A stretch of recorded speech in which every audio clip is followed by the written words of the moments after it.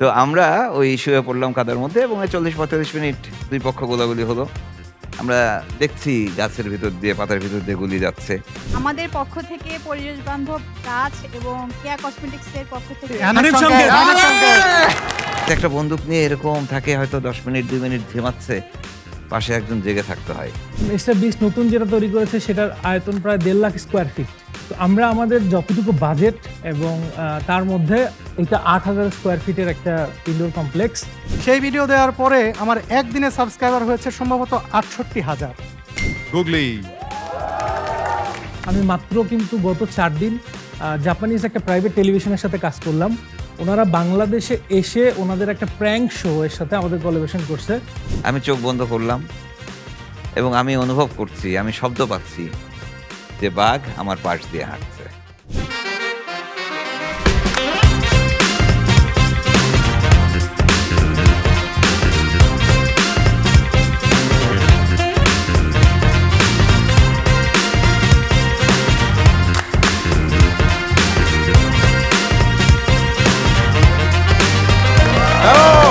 hello, and welcome.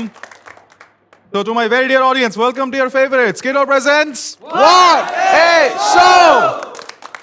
প্রথমেই একটা extra special thank you জানাতে চাই আমাদের ওয়াটার শোর কনস্ট্যান্ট সাপোর্টার স্কিটোকে। সবাই জোরে একটা তালি দিই ফর স্কিটো, থ্যাংক ইউ। আমাদের এই এক্সট্রা সাপোর্টারটা না থাকলে আমরা কখনোই আসলে ওয়াটার শো ঠিকমতো করতে পারতাম না।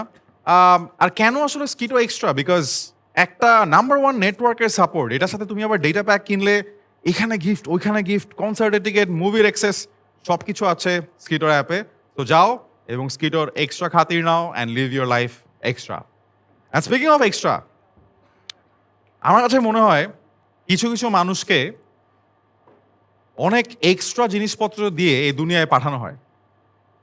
কারণ এই যে আমরা ধরো চিন্তা ভাবনা করলাম, সুন্দরবনের কথা চিন্তা করলাম, আমাদেরকে সুন্দরবনে কেউ পাঠিয়ে দিলে মনে হবে যায় হ্যাঁ যদি বাঘে খেয়ে ফেলে।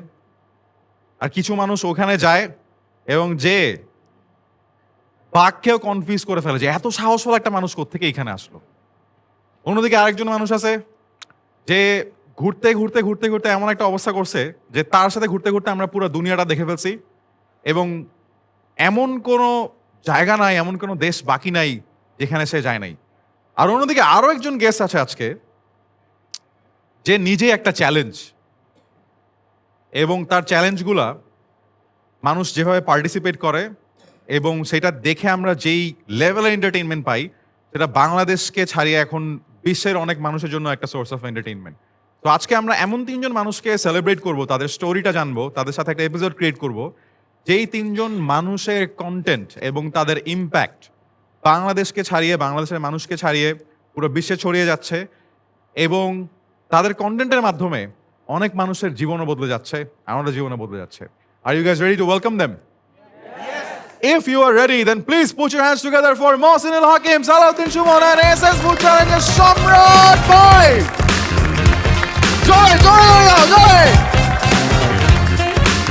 Hello, Maya. Welcome to the show. Welcome, Maya. Hello. Please have your seats. তিনজনে কিন্তু তিনজনের জায়গা থেকে খুবই অ্যামেজিং ৩ জন ক্রিয়েটার, এবং তার থেকে বড় কথা হচ্ছে ৩ জন খুবই অ্যামেজিং মানুষ। তো তাদের স্টোরিটা আজকে আমাদের এপিসোডে আমরা খুব ভালোভাবে আসলে শুনবো, অনেক সময় নিয়ে শুনবো। তার আগে প্রথমে আমি যেটা করতে চাই, আমি আসলে ৩ জনের কাছে জানতে চাবো যে বাকি ২ জনের কন্টেন্ট আপনি প্রথম কখন দেখলেন এবং কিভাবে দেখলেন, দেখে কি মনে হলো। আমি মহসিন ভাই কাছ থেকে আসলে শুরু করবো যে বাকি যে ২ জনকে আজকে আমরা দেখতে পাচ্ছি, এদের কাকে আপনি কিভাবে প্রথম দেখলেন বা চিনলেন এবং দেখে কেমন লাগলো?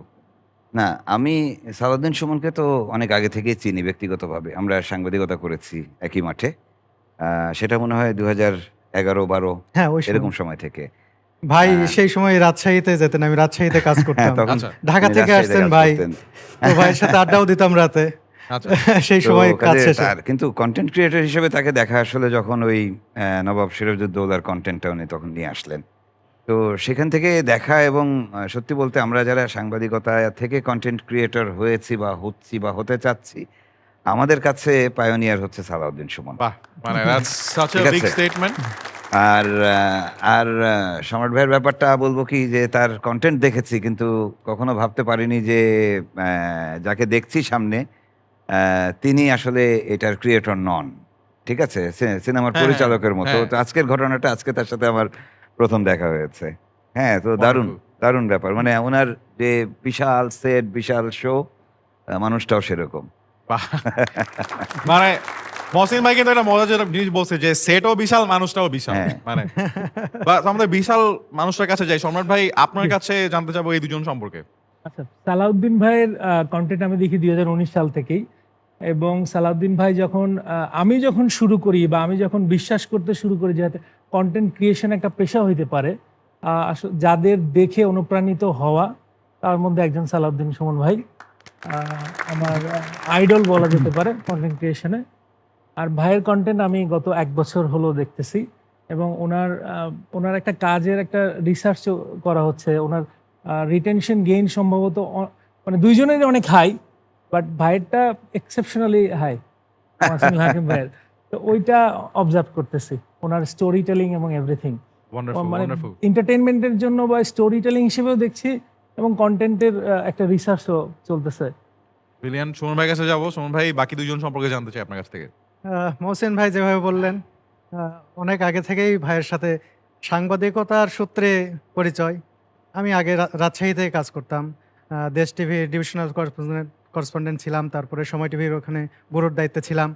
মহসিন ভাই পিএম বিট করতেন, রাজশাহীতে যেতেন, তখনই আবদার করতাম ভাই রাতে কিন্তু একসাথে আড্ডা দেব। সেই সূত্রেই আগে থেকেই কিন্তু সাংবাদিক ভাই ভাই সেই জায়গা থেকেও আমরা ক্লোজ হয়েছি।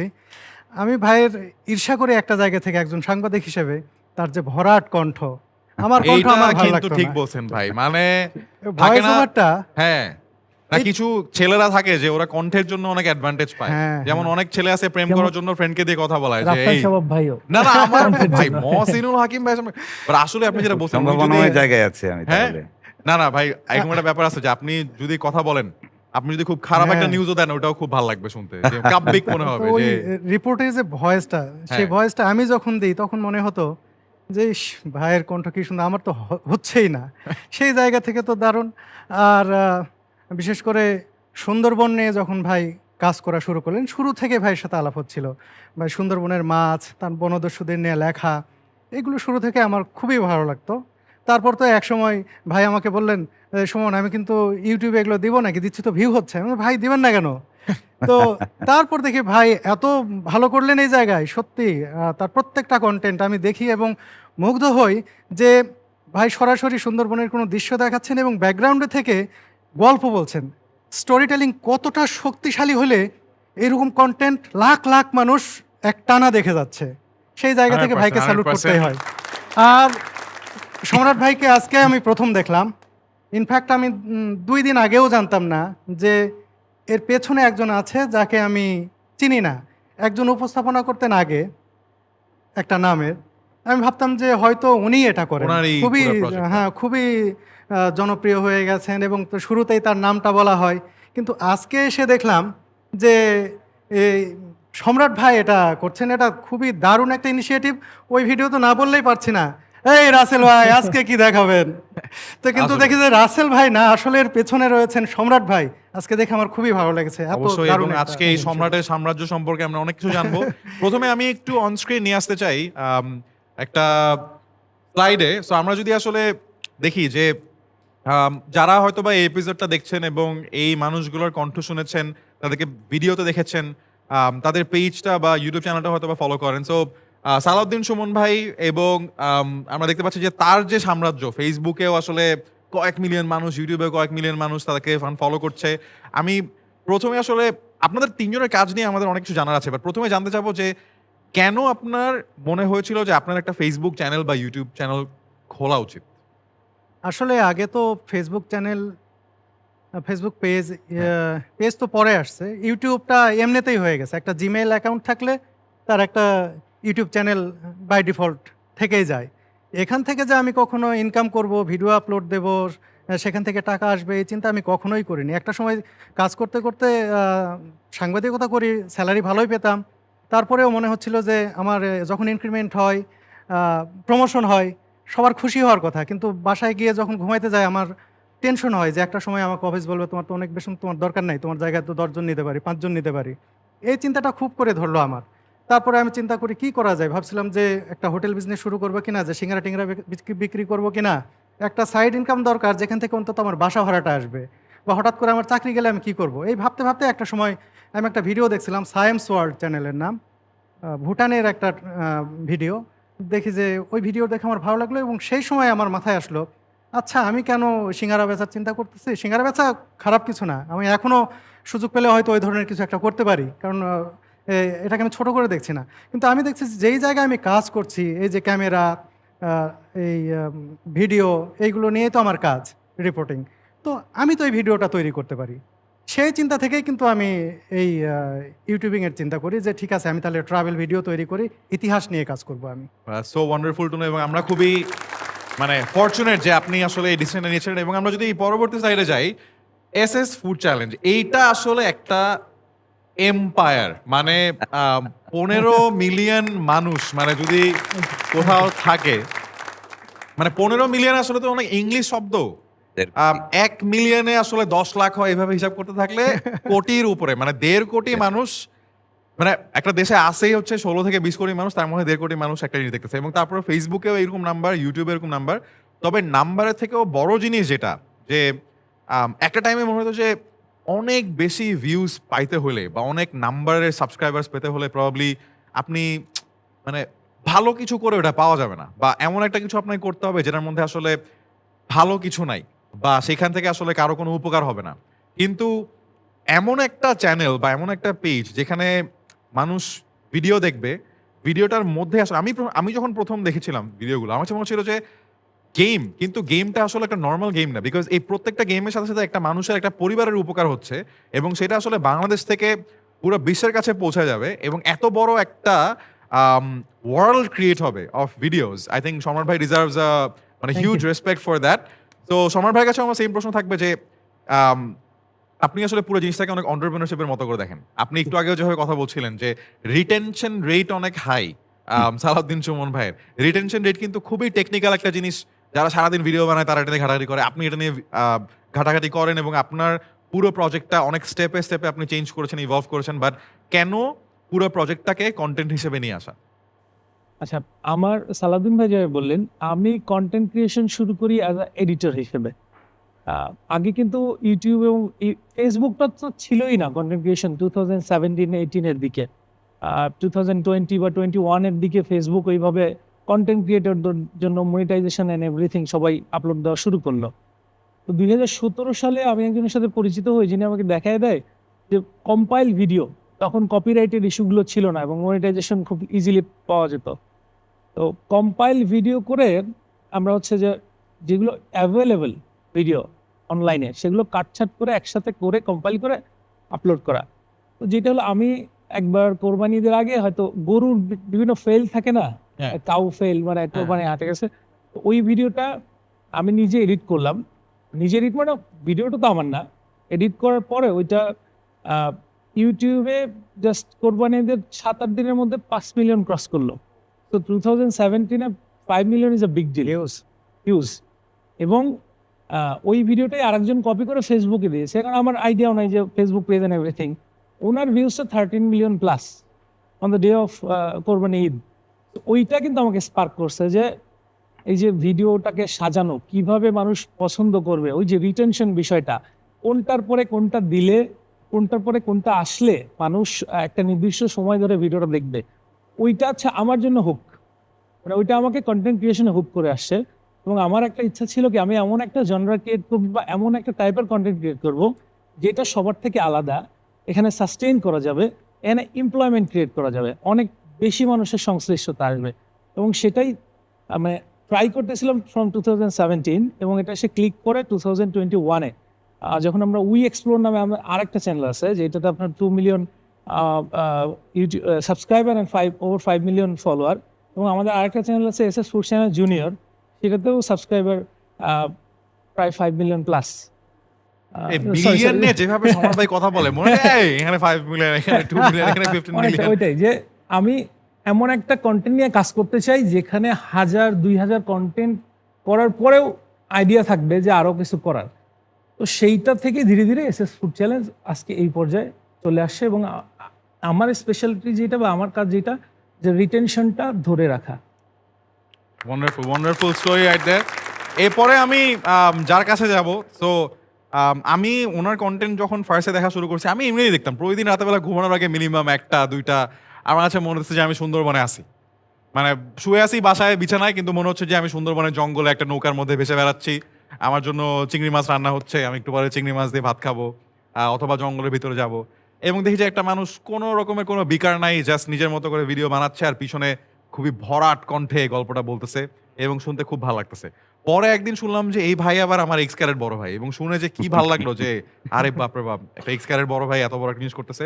সো ইজ নট আদার দেন মহসিনুল হাকিম। মহসিনুল হাকিম ভাইয়ের আসলে নাম্বার দিয়ে ওনাকে ডিফাইন করা যাবে না, বিকজ একটা দিকে হচ্ছে গিয়ে নাম্বার মানুষের কাজের ইম্প্যাক্টটাকে প্রকাশ করে, যে কত বেশি মানুষ আপনার কাজকে ভালোবাসে বা দেখে। আরেকটা হচ্ছে যে কয়জন মানুষই দেখে না কেন বা যে কয়জন মানুষের লাইফে আপনি টাচ করুন না কেন, তাদের লাইফ আপনি কতটুকু ডিপলি ইম্প্যাক্ট করতে পারলেন। তো এইখানে আসলে আমাদের এমন একজন মানুষ আছেন যিনি বলা যায় যে পুরো সুন্দরবনকে চেঞ্জ করার জন্য, বাঁচিয়ে রাখার জন্য, ইকোসিস্টেমটাকে ডেভেলপ করার জন্য একা যে যুদ্ধটা করেছেন এটা মনে হয় অন্য কেউ করতে পারেন নাই। সো ইটস সো মানে কি বলবো, একটা বড় ফরচুন ফর আস যে আমরা আজকে আপনাকে ওয়ারাস হতে পেলাম, এন্ড Thank আমরা you. জোরে একটা তালি দিতে চাই তার জন্য। তো পেশায় আসলে সুমন ভাই এবং মহসিন ভাই দুইজনই প্রথমে সাংবাদিক, জি এবং সাংবাদিকতার জায়গাটা আসলে খুবই ডিফারেন্ট একটা জায়গা, যেখানে আসলে যেমনটা অনেক জায়গায় বলা হয় যে সাংবাদিকরা যদি তাদের কাজ ঠিক মতো করতে পারে তাহলে একটা দেশে কোনো সমস্যায় থাকা সম্ভব না, এবং সেই কাজটা মোটামুটি আমরা সবসময় দেখতাম যে পত্রপত্রিকায় হয়, টিভি চ্যানেলে হয়। বাট কেন একজন সাংবাদিক প্রথমে এই ভিডিও বানানো শুরু করলো, এবং তাও সুন্দরবনে? হ্যাঁ, আমরা তো কন্টেন্ট ক্রিয়েটরই, টেলিভিশন সাংবাদিক যখন তখন আমরা 2 মিনিট হোক, 1.5 মিনিট হোক, 3 মিনিট হোক, প্রতিদিনই অলমোস্ট আমাদের টেলিভিশনের নিউজগুলো করতে হতো। তো কাজে এটা অডিও ভিজুয়াল হিসেবে যদি আমরা ধরি, প্রতিদিনই আমাদেরকে এরকম কন্টেন্ট বানাতে হতো, সেটা টেলিভিশন নিউজের জন্য। তো আমি আসলে সালাউদ্দিন সুমন যেরকম ভেবেছেন, এরকমভাবে আমার মাথায় ভাবনা আসতো যে আমি কিন্তু মানে আমাদের এই ট্রেডের, আমাদের এই ফিল্ডের one of the highest paid reporter ছিলাম। তারপরেও না, স্বাচ্ছন্দ্যে চলার যে বিষয়টি, সেটি একটা। আরেকটা বিষয় হচ্ছে আমার কোনো সঞ্চয় নেই। তো এটা নিয়ে প্রথম এত চিন্তায় পড়লাম, এটা কত সালে হবে? 20 বা 21 সালে। 20-21 এরকম। তো আমার একটা ইউটিউব চ্যানেল ছিল। সেটাও আমার আরেক সাংবাদিক বড় ভাই জোর করে খুলে দিয়েছিলেন, কিন্তু আমি ওটাকে নিয়ে নাড়াচাড়া করিনি। তো ওটা ওই অবস্থায় ছিল। তো 2021 এর দিকে যখন আমফান যেই ঝড়টা হলো, এই আমফানের মধ্যে আমি হঠাৎ করে আমার ফেসবুক পেজটা থেকে একটু লাইভে গেলাম রাতের বেলা, ওই ঝড় হচ্ছে। হঠাৎ করে তাকায় দেখি 38,000 মানুষ দেখতেছে। 38,000 আমি মানুষ? ভয়ে বন্ধ করে দিছি। যে কি সর্বনাশ! কি হচ্ছে এটা? তো সেটা একটা বিষয়।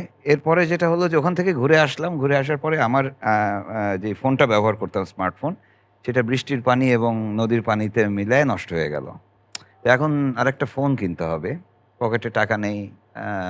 এখন ইএমআই দিয়ে, ক্রেডিট কার্ড দিয়ে কিনলাম। তো মাসে এরকম 12,000 করে আমার কিস্তি দিয়ে যেতে হবে। এটা গায়ে লাগতেছে। তো তখন আমার ছোট ভাই, আশেপাশের লোকজনকে বলছি যে, "কি করা যায়? এই টিউটিউব আছে, এখান থেকে নাকি টাকা পয়সা আসে।" তো তখন আমার ওই চ্যানেলটা আমি আবার রিভিল করার চেষ্টা করলাম। আর ওটার ইমেইল অ্যাড্রেসও জানি না, কিচ্ছু জানি না। শুধু ওইটা একদিন একবেলা পুরো চেষ্টা করে আমি ক্রেডেনশিয়ালস গুলো বের করলাম। তারপরে ওটাতে ঢুকলাম।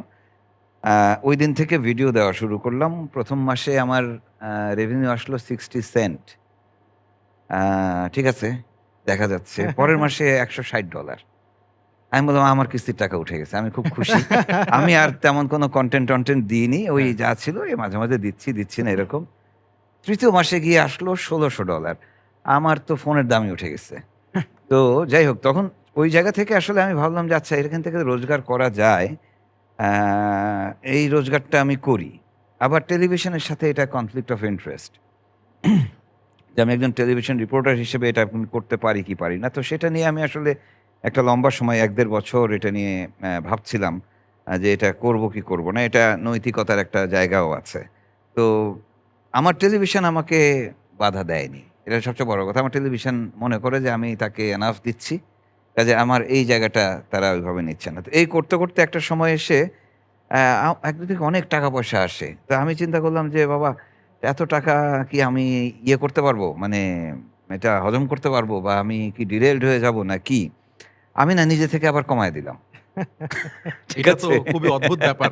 যেখানে সবাই তো চেষ্টা করে না, আরো বাড়ানোর। যেটা হচ্ছে কি যে একটা জিনিস যে যদি আমার Facebook পেজ বা YouTube এর যদি ফলোয়ার সংখ্যা এটা বলি, আমার হিসেবে এটা হিউজ। কারণ আমি আমার নির্দিষ্ট দর্শককে আমি পিক করতে চাই, আমি তাদেরকে নিয়েই থাকতে চাই এবং আমার এই দর্শক সংখ্যা খুব তাড়াতাড়ি অনেক বেশি হোক, এটা আমি নিজেও চাই না। এটা আমি মনে করি যে এটা আমার স্ট্র্যাটেজি।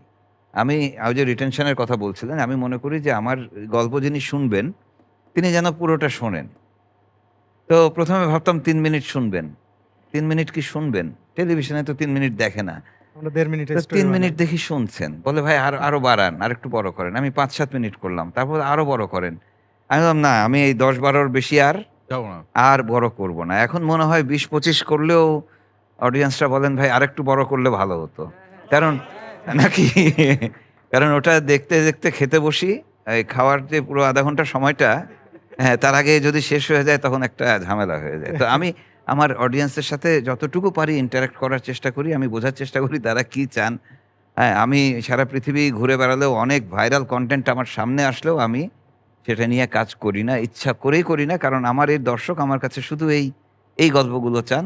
কাজেই আমি তাদের চাহিদাটুকু মাথায় রেখেই আমি ছোট, ছোট করে কাজগুলো করি। So good to know. আরেকটা ব্যাপার হচ্ছে আমি গত বছর মে মাসে চাকরি ছেড়েছি। জুন মাস থেকে আমি ফ্রি। আমি এখন ফুল টাইম কনটেন্ট ক্রিয়েটর বাহ! বলা যায়। মানে এটা আরো ভালো নিউজ আমাদের জন্য। সো আমরা এই ৩ জনের এই গল্পের আরো অনেক ডিপ ডাইভ করবো, আরো অনেক ইনসাইটস জানবো। তার আগে যে কাজটা করবো, যেহেতু আমরা ওয়াটার শোতে সবসময় একটু গেম সেগমেন্টস এর আয়োজন করি। সো আজকে এই ৩ জনের জন্য আমরা একটু ডিফারেন্ট টাইপের একটা গেম সেগমেন্ট রেখেছি শুরুতেই। তো আমরা শুরুতে যে গেমটা খেলবো এটার নাম হচ্ছে চলেন নিউজ বানাই। কেন চলেন নিউজ বানাই? কারণ ৩ জনের মধ্যে ২ জনই সাংবাদিক। তারা নিউজ বানায় এবং তাদের নিউজ আসলে আমাদের দেখতেও খুব ভাল লাগে। এটা অন্যান্য নিউজের মতো না। দেখুন কি করলেন অমুক, এরকম কিছু না। সো আমরা আমরা কি আসলে নিউজ বানাবো না কনটেন্ট বানাবো? একটু So- অডিয়েন্স কি বলে? নিউজ নাকি কন্টেন্ট কোনটা চাও তোমরা? নিউজ। আপনি আসলে নিউজ কন্টেন্ট যাই বানাবেন আমরা ওইটাই দেখব। তো এটা হচ্ছে সবচেয়ে বড় জিনিস। তো আমরা আপনাদেরকে একটা সিচুয়েশন দিয়ে দিব। ওই সিচুয়েশনের উপর বেস করে একটা নিউজ বানাতে হবে বা কন্টেন্ট বানাতে হবে। আমরা আসলে চাই যে আপনি যেভাবে আপনার ভিডিওতে কথা বলেন, যেইভাবে আসলে আমাদেরকে গল্পটা বলেন, ওই সিচুয়েশনে আপনি কিভাবে গল্পটা বলতেন বা ভাইয়া ওই সিচুয়েশনে কি ধরনের একটা গেম খেলাতেন, সেরকম কিছু একটা আমরা জানতে চাই। আমরা প্রথমে দেখে নিই যে প্রথম সিচুয়েশনটা কি। প্রথম সিচুয়েশনটা হচ্ছে কেমন যাচ্ছে ওয়াটার শো। তো এই যে আপনারা ওয়াটার শোতে চলে আসছেন আজকে, তো এটাই হচ্ছে একটা ঘটনা। এখন এই ঘটনা নিয়ে যদি আপনার একটা নিউজ বা একটা কন্টেন্ট বানাতে হতো, ধরেন ছোটখাটো একটা নিউজ বা কন্টেন্ট, সেটা আসলে কি রকম হতো সেটা সুমন ভাইয়ের মতো করে বানাবেন, ওয়াসিম ভাই ওয়াসিমের মতো বানাবেন এবং সম্রাট ভাই আমাদেরকে হয়তো বা একটা গেমের আইডিয়া দিবেন যে আমি এরকম একটা গেম খেলালে এখন এই কাজটা করতাম, এই ৩ জন মানুষ আছে, এইভাবে আমার ভিডিওটা হইতো। তো আমরা শুরু করব সুমন ভাইকে দিয়ে। সুমন ভাই একদম তার মতো করে আমাদেরকে এখন একটা কন্টেন্ট দিবেন। কেমন যাচ্ছে ওয়াটার শো? 3, 2, 1। মানে এটা কি আমি যেভাবে যেভাবে আপনি সবসময় করেন ঠিক সেভাবে। বসেই করব নাকি? ইচ্ছা আপনি দাঁড়াতেও পারেন। আপনি যদি চান আমাদের দাঁড়াইতে হবে আমরা সেটাও করতে রাজি আছি, কোনো সমস্যা নাই। আমিও দাঁড়ায় যাই। আসলে এখানে আসার পরপরই আমি এইরকম একটি শোতে যে আমি আসবো কখনো, নিজে অংশগ্রহণ করব, এটা চিন্তাই করিনি। রাফসান শাবাব জনপ্রিয় একজন উপস্থাপক, সেই অনুষ্ঠানে আমি নিজে এখানে উপস্থিত হয়েছি। এইরকম শো শুধু এখানে মহসিনুল হাকিম ভাই এবং সম্রাট ভাই আছেন তাই না, আমাদের কন্টেন্ট যারা পছন্দ করেন সেই রকম অনেক মানুষই সামনে বসে আছেন। সেটা আমার জন্য কি যে ভালো লাগছে এটা বলে বোঝানোর মতো না। সত্যি এটা আমার কাছে খুবই ভালো লাগছে। আর মহসিনুল ভাই, যিনি সাংবাদিকতায় আমার বড় ভাই, তার সাংবাদিকতা মহসিনুল ভাই যেমন বলছেন যে উনি আমার কাছ থেকে অনুপ্রেরণা পেয়েছেন যে ইউটিউবিং করার বা এরকম কিছু পায়োনিয়ার টাইপ যে শব্দগুলো বলেছেন, হয়তো এত কিছু আমি না, কিন্তু আমি কিন্তু সত্যি সত্যি আমি যখন সাংবাদিকতা করেছি সেই সময় কিন্তু মহসিন ভাইয়ের কাছ থেকে অনেক শিখেছি, তাকে ফলো করার চেষ্টা করেছি। আর আবারও বলছি, তার ভয়েসটা কিন্তু আমার দুর্দান্ত লাগে। আর সম্রাট ভাই, তিনি তো দুর্দান্ত করছেন, তাকে এখানে পেয়ে আমার খুবই ভালো লাগছে। জানি না এটা কতটা কি বলতে পারলাম, উপস্থিত চেষ্টা করলাম। আরে থ্যাংক ইউ মহসিন ভাই এখন তার ভিডিও আমাদেরকে দেখাবে যে কি হচ্ছে। 3, 2, 1 ভাইয়া শুরু। সবাইকে আমন্ত্রণ, আশা করি ভালো আছেন। ভালো আছেন সবাই? আচ্ছা, হোয়াট এ শো, এটা হচ্ছে খুব বিপদের মধ্যে পড়েছে। আমার কাছে মনে হচ্ছে যে হোয়াট এ শো কতটা বিপদে পড়লে আমাদের মতো কন্টেন্ট ক্রিয়েটর যারা এন্টারটেইনার না তাদেরকে নিয়ে আসেন। তার মানে এন্টারটেইনার কমে গেছে। আমি কখনো আগে ভাবতাম, ওকে দেখতাম আর ভাবতাম যে ওর মতো স্মার্ট হয়ে আমি কি স্টেজে দাঁড়াতে পারবো, আবার ওই স্টেজে। তো আজকে এটা সত্যি কেমন যাচ্ছে হোয়াট এ শো, এটাকে আমি বলবো যে এটা হচ্ছে পায়োনিয়ার সোশ্যাল মিডিয়া ভিত্তিক শো যদি বলি আমি। এবং সে যখন শুরু করেছে তখন আমরা ইউটিউব চ্যানেল সম্পর্কেও কোনো ধারণা ছিল না, এমনি একটু দেখতাম টেকতাম, তাই না?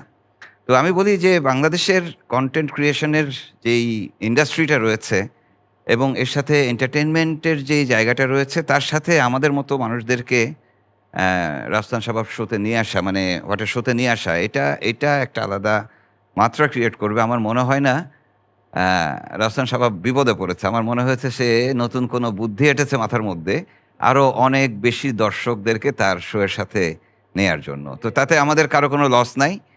আমি মনে করি যে এই শোটা অনেক দূরে চলে এসছে এবং এটা সবচেয়ে বেশি এগিয়ে থাকবে। আমার কাছে মনে হয় যে বাংলাদেশে এ ধরনের অনুষ্ঠানের লিড যদি বলি ইত্যাদি, যেটি এখনো ধরে আছেন। ইত্যাদির আবার আরেকটা ইয়ে ছিল তার, সেটা ছিল যদি কিছু মনে না করেন, না না অবশ্যই তাই না? তো আমি বলছি যে রাজস্থান শাবাব অবশ্যই আমাদের সেই রকম একজন ফজলে ইলাহি কিংবা হানিফ সংকেতকে ছাড়িয়ে যাওয়া একজন উপস্থাপক হবেন। আরে good luck. Thank you, thank you, man. Thank you. অনেক বড় সম্মান, এত বড় সম্মান আমি ডিজার্ভ করি না, এবং হানিফ সংকেত স্যারকে আসলে আমার ছাড়া যাওয়ার কোনো ইচ্ছা নাই। বাট না, ছাড়া যাওয়া সম্ভব, এটা সম্ভব, সবার থ্যাংক ইউ সো পক্ষে মাচ ভাই, সম্ভব। Thank you so much for that. Be yourself. Thank you for that faith. Samrat ভাই, গেমের আইডিয়া কি আসছে? রেডি। Okay, ready guys. এখন এখানে একটা আই হাই কি যে হবে। আচ্ছা, এইখানে যারা অডিয়েন্স আসে তারা তো সবাই রেজিস্টার করে আসে এবং আমাদেরকে সাপোর্ট দেওয়া আসে যারা Right. গেস্ট থাকে। তো আমি যেটা করতে চাইবো সেটা হচ্ছে যে যারা অডিয়েন্স থাকে তাদেরকে মানে আপনারা আমাদেরকে কতটুকু জানেন, মানে এটা তো সোশ্যাল মিডিয়াতে দিয়ে দেওয়া হচ্ছে যে ওইজন আসবে, আপনারা কে কে আসতে চান। তো আপনারা যখন ঢুকবেন তখনই আপনাদের হচ্ছে হয়তো একটা কোশ্চেনিয়ার দিয়ে দেওয়া হলো, রাফসান ভাই বা প্রোডাকশন টিম আপনাদের কাছে পৌঁছায় দিল যে আপনারা আসলে কতটুকু কানেক্টেড এই মানুষগুলোর সাথে বা তাদের সাথে কতটুকু জানেন। আর সেইখান থেকে বাছাই হবে 3 জন ব্যক্তি সবচেয়ে বেশি কার সম্পর্কে কে জানে, বা 2 জন থাকলে 2 জন, এবং এই 2 জন টিম আপ করবে। মানে আমার সাথে আমার সম্পর্কে যে ভালো জানে বা অ্যাটলিস্ট কানেক্টেড বা আমার চ্যানেল সম্পর্কে জানে, তো ওনারা 2 জন একটা টিম হবে, সুমন ভাইয়ের একটা টিম হবে এবং মহসিনুল হাকিম ভাইয়ের একটা টিম হবে। এই টিমের মধ্যে আমরা হয়তো এখানে একটা গেম সেট আপ করলাম যে কোন টিম উইন করবে, লাইক সেটা টেবিল গেম হইতে পারে, মানে এই স্টেজের ভিতর বা এইটুকু জায়গার মধ্যে আমরা ব্রিলিয়ান্ট আইডিয়া। মানে এটা কি হলো যে অডিয়েন্সরাও তো এখানে থাকেই এবং তারা স্টেজে এসে সরাসরি কানেক্ট হওয়ার একটা সুযোগ পাইলো। আমার মনে হয় এটা আপনি আমরা করে যে ফেলতে পারেন। গেমটা ভাইয়া বলছে এই গেমটা আজকে খেলবো, থ্যাংক ইউ। ঠিক আছে? এবং একটু পরেই খেলবো। থ্যাংক ইউ সো মাচ ভাই ফর দ্যাট আইডিয়া। সো ওই গেমটার নাম হবে হচ্ছে SS food challenge water show version. কোন সমস্যা নেই। Thank you. কিন্তু পুরস্কারগুলো কোথায়? উনি কিন্তু হিউজ লাখ লাখ টাকার পুরস্কার নিয়ে আসেন। পুরস্কারগুলো আনবো, কোনো সমস্যা নাই।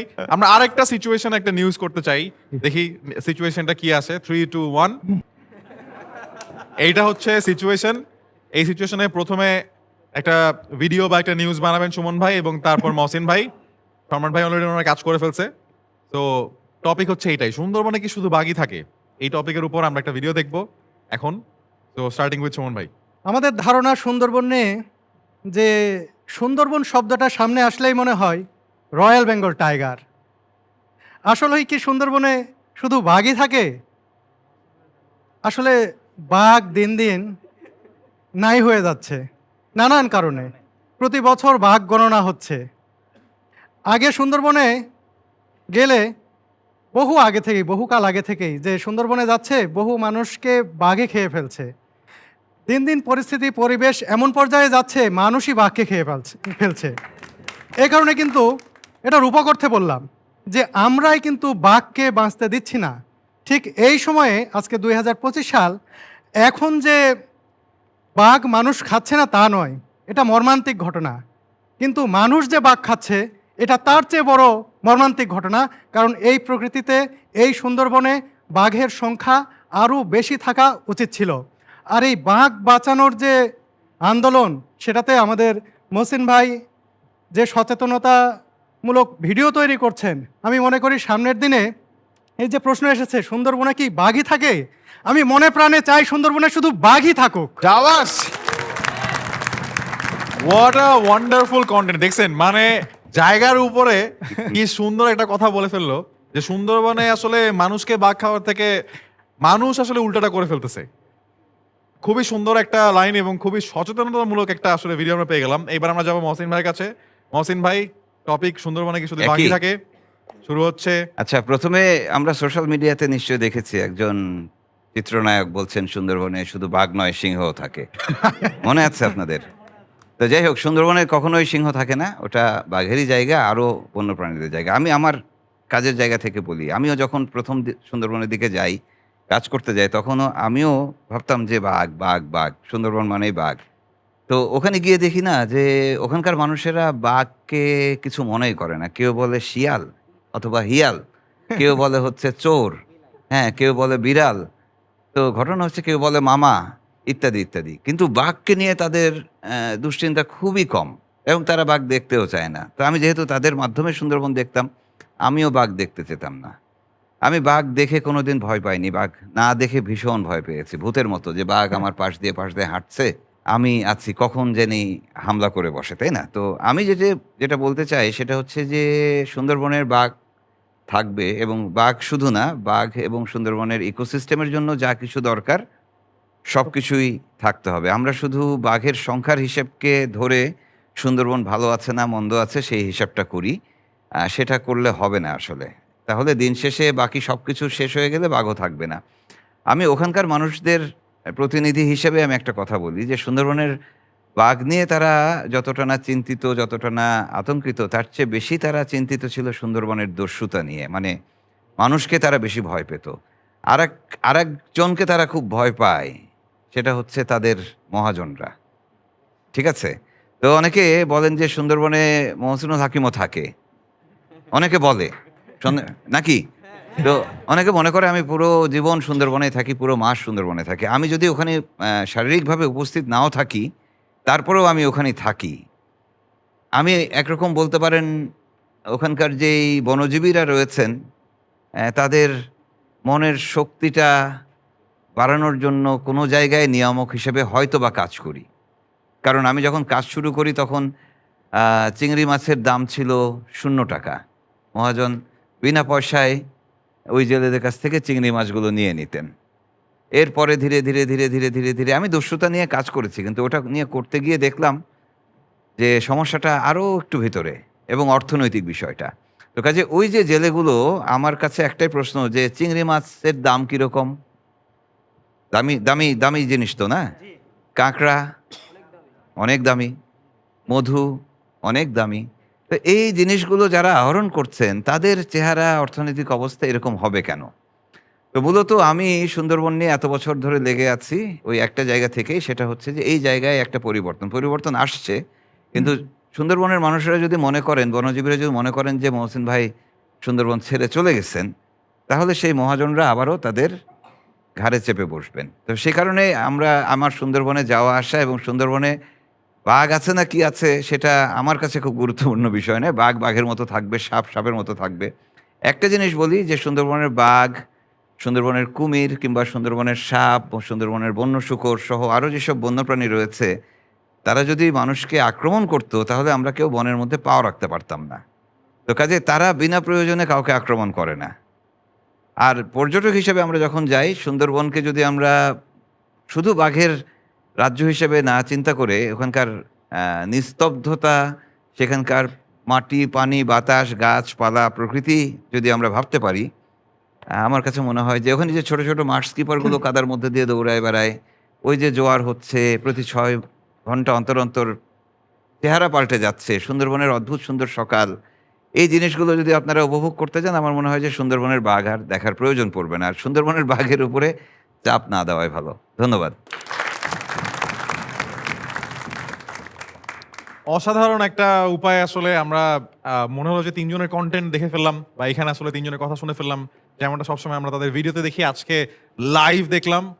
যাদেরকে সবসময় একটা স্ক্রিনের ভেতরে আপনারা দেখেন, আজকে তাদেরকে একদম নিজের চোখের সামনে দেখলেন, তাদের ভয়েস, তাদের কন্টেন্টের আইডিয়েশন এবং তাদের চিন্তা ভাবনাকে ইউটিলাইজ করে। আমরা এখন একটু আপনাদের কাজের আর একটু ভেতরে যেতে চাই এবং আমি শুরু করবো আসলে মহসিন ভাইকে দিয়েই, জি। যে আমরা এতক্ষণ সুন্দরবনের কথা শুনছিলাম এবং সুন্দরবন নিয়ে কন্টেন্ট বানানোর থেকেও আরো অনেক বড় একটা বিষয় হচ্ছে, আমরা সবাই জানি যে সুন্দরবনে জলদস্যুদের যে সমস্যা ছিল সেটা বলা যায় যে এককভাবে যদি কেউ বছর পর বছর চেষ্টা করে সেই সমস্যাটাকে আসলে শেষ করে থাকে এবং জলদস্যুদের মতো একটা বলা যায় যে একটা কমিউনিটি, সেই কমিউনিটিতে সাংবাদিক হিসেবে ঢুকে সেই মানুষগুলোর জন্য ভালো করা, সুন্দরবনের জন্য ভালো করা এবং সবার জন্য ভালো করার মতো একটা কাজ করে থাকে, সেটা হচ্ছে আমাদের মহসিনুল হাকিম ভাই, যার কারণে সুন্দরবনের জলদস্যুরা আসলে সেইখান থেকে সরে আসে এবং আমরা জলদস্যু মুক্ত বা দস্যু মুক্ত একটা সুন্দরবন পাই। এটা যে একটা মানুষের পক্ষে সম্ভব সেটা আসলে এই মানুষটা আমাদের করে দেখিয়েছেন। আমার মনে হয় অনেক জোর একটা তালি দেওয়া উচিত তার এই কাজটার জন্য। আপনার কেন মনে হয়েছিল যে আপনার কথা জলদস্যুরা বা তাদের যে লিডার সে শুনবে বা আপনার সাথে ইভেন কথাও বলতে চাবে? ছোট করে বলি তাহলে, সেটা হচ্ছে প্রথম আমি ফোন করি একজন দস্যু নেতা মোতালেব নামের, এবং তার সময়টা হচ্ছে 2009 সাল। আইলা নামের একটা জলোচ্ছ্বাস হলো, হ্যাঁ। তো সেটা নিয়ে নিউজ করতে গেলাম, ফলো আপ করতে গেলাম। তো সেখানে গিয়ে ওখানকার মানুষরা যারা জেলে সুন্দরবনে যান, বনজীবীরা বারবার বলছেন জলদস্যু, বনদস্যু। আমি ভাবছি যে এই মানুষগুলো এখন খাবার পানি নাই, খাবার নাই, থাকার ব্যবস্থা নাই। কিন্তু এত কিছুকে ছাপায় তারা শুধু দস্যুতা নিয়ে কথা বলছে। তখন আমি আসলে মাথায় ঢুকলো যে এটা তাহলে এই দিকের জন্য অনেক বড় সমস্যা। এবং এটা যেহেতু দূরের বিষয়, শহর থেকে অনেক দূরে, ঢাকা থেকে অনেক দূরের, সুন্দরবন নিয়ে আমরা অনেক কিছু বলি কিন্তু সুন্দরবন বিষয়ে আমরা তেমন কিছু জানি না।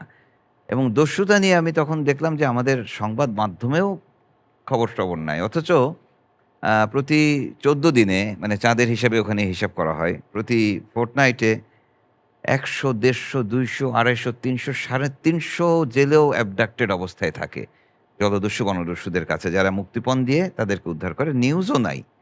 গোয়েন্দা সংস্থা, পুলিশ সহ বাকি যারা আছে তারাও এটা নিয়ে খুব নির্বিকার। আমি চিন্তা করি যে আজকে ঢাকা কিংবা কোনো শহরে কাউকে যদি এরকম অপহরণ করে মুক্তিপণ চেয়ে থাকে কেউ, সেটা নিয়ে আমরা পুরো সংবাদ মাধ্যম, ব্রেকিং নিউজের পুরো উপরে থাকে। দেশ ঝাঁপায় হ্যাঁ। পড়ি। আর ওইখানেই তো এই মানুষগুলোর কথা আসলে কেউ শোনার নেই, তাদের কোনো খোঁজ খবর আমরা রাখি না।